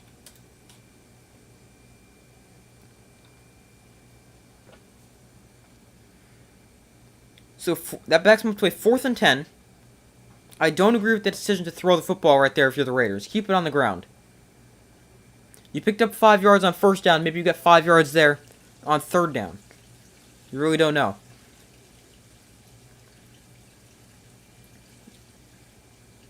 So 4th and 10. Cole to punt it away. Gets the punt off. And it is a touchback. So the Jets take over. 53 seconds to go. With 1 timeout. Needing to go 80 yards to take the lead.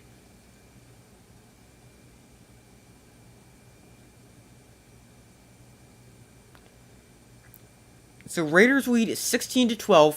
The Jets do get another chance offensively. After the length of the field in 53 seconds, Zach Wilson has 5 career game-winning drives in the 4th quarter or overtime.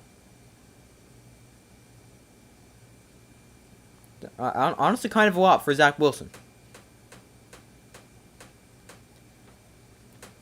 So 1st and 10 from the 20. Wilson in shotgun. Breece Hall the back line to his left.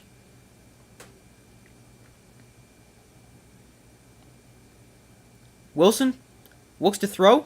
Wilson with time. Throws one at the feet of Xavier Gibson, which is honestly a pretty good decision to stop the clock. And because if Gibson catches that, he's 100% taken down in bounds. And then you've got to spend a timeout. For the Jets, you've got to use the sidelines here. Or make sure you can spike it. Because you want to try to save that timeout as long as possible. I mean, if you need to use it, you use it. It's not like you're trying to save it for a field goal, but you would like to save that timeout. Or at least I would think so.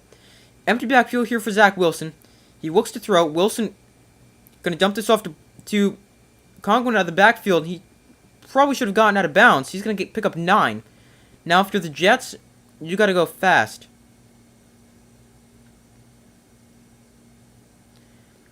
.31 seconds to go. Clock is running. The Jets do still have a timeout.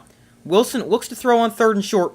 Wilson, jump throw downfield. That is a call inside Raider territory. Timeout there for the Jets. Call a timeout. Why would you're wasting too much time. Call a timeout. Now they finally call the timeout.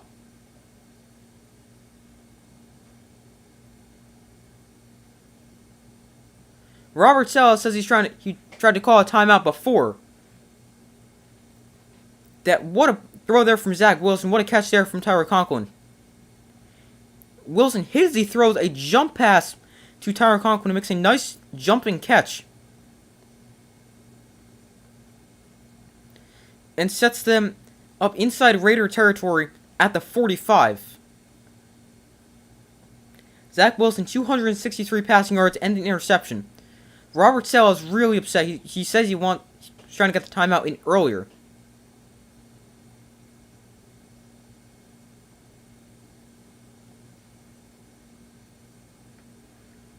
If I'm reading his lips correctly, he says he was trying to call a timeout with 20 seconds left.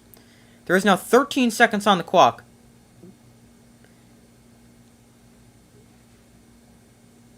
So if you're the Jets, you've got a couple shots at the end zone. Or you could try to get closer. Wilson looks to throw. Rolls out to his left. Wilson going to take his first shot to the end zone. Incomplete. 5 seconds to go. You've got one more chance.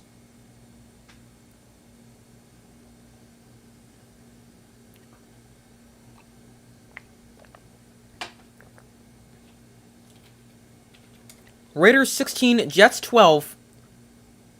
1 second left. 5 seconds left, which is going to be one play for the Jets, barring a defensive penalty.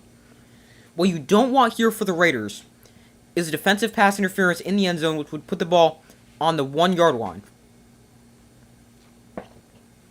Play clock winding down. It's at 5. And now we've got a timeout called defensively by the Raiders.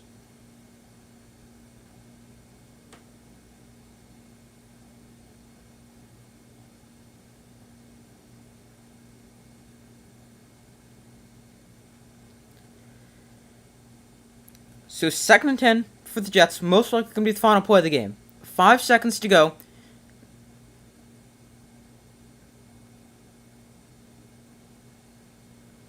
Raiders just need to avoid the touchdown. Raiders with 1 timeout left, Jets with no timeouts left.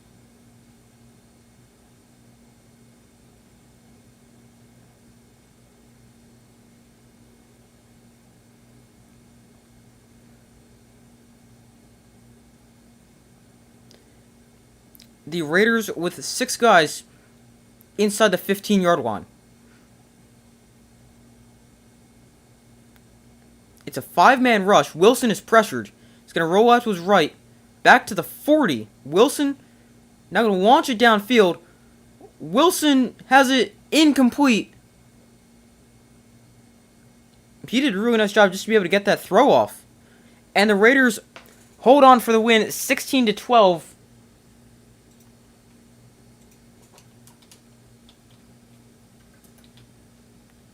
Dang it. There we go. So the Raiders win 16-12 in a low-scoring game. Raiders improved to 2-0 after firing Josh McDaniels. And the Jets fall to 4-5 on the year. Raiders up to 5-5.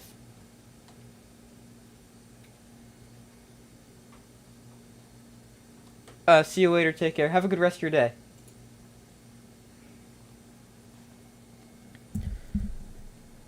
But final score, Raiders 16, Jets 12. A costly interception there for Zach Wilson, because who knows what the Jets could have done if that was just incomplete. Maybe they could have scored a touchdown there.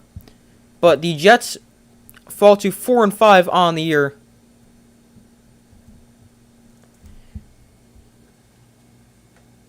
But that is going to do it for tonight's stream, everybody. Thank you guys for watching. Make sure to like the stream, subscribe, turn on notifications. I do my best to post as often as possible. Make sure to check out. Make sure to subscribe, turn on notifications so you don't miss any of the upcoming videos or tomorrow's stream. I'll be live tomorrow at roughly 8:10, 8:15, somewhere around there. A few minutes before kickoff of the Broncos Bills tomorrow. Hopefully we can see a bit more offense in tomorrow's game. But that is going to do it for tonight's stream. Thank you guys for watching. Hope you guys enjoyed it. Make sure to like, subscribe, turn on notifications. I do my best to post as often as possible. I hope you have a great rest of your day or night, and I will see you in the next video.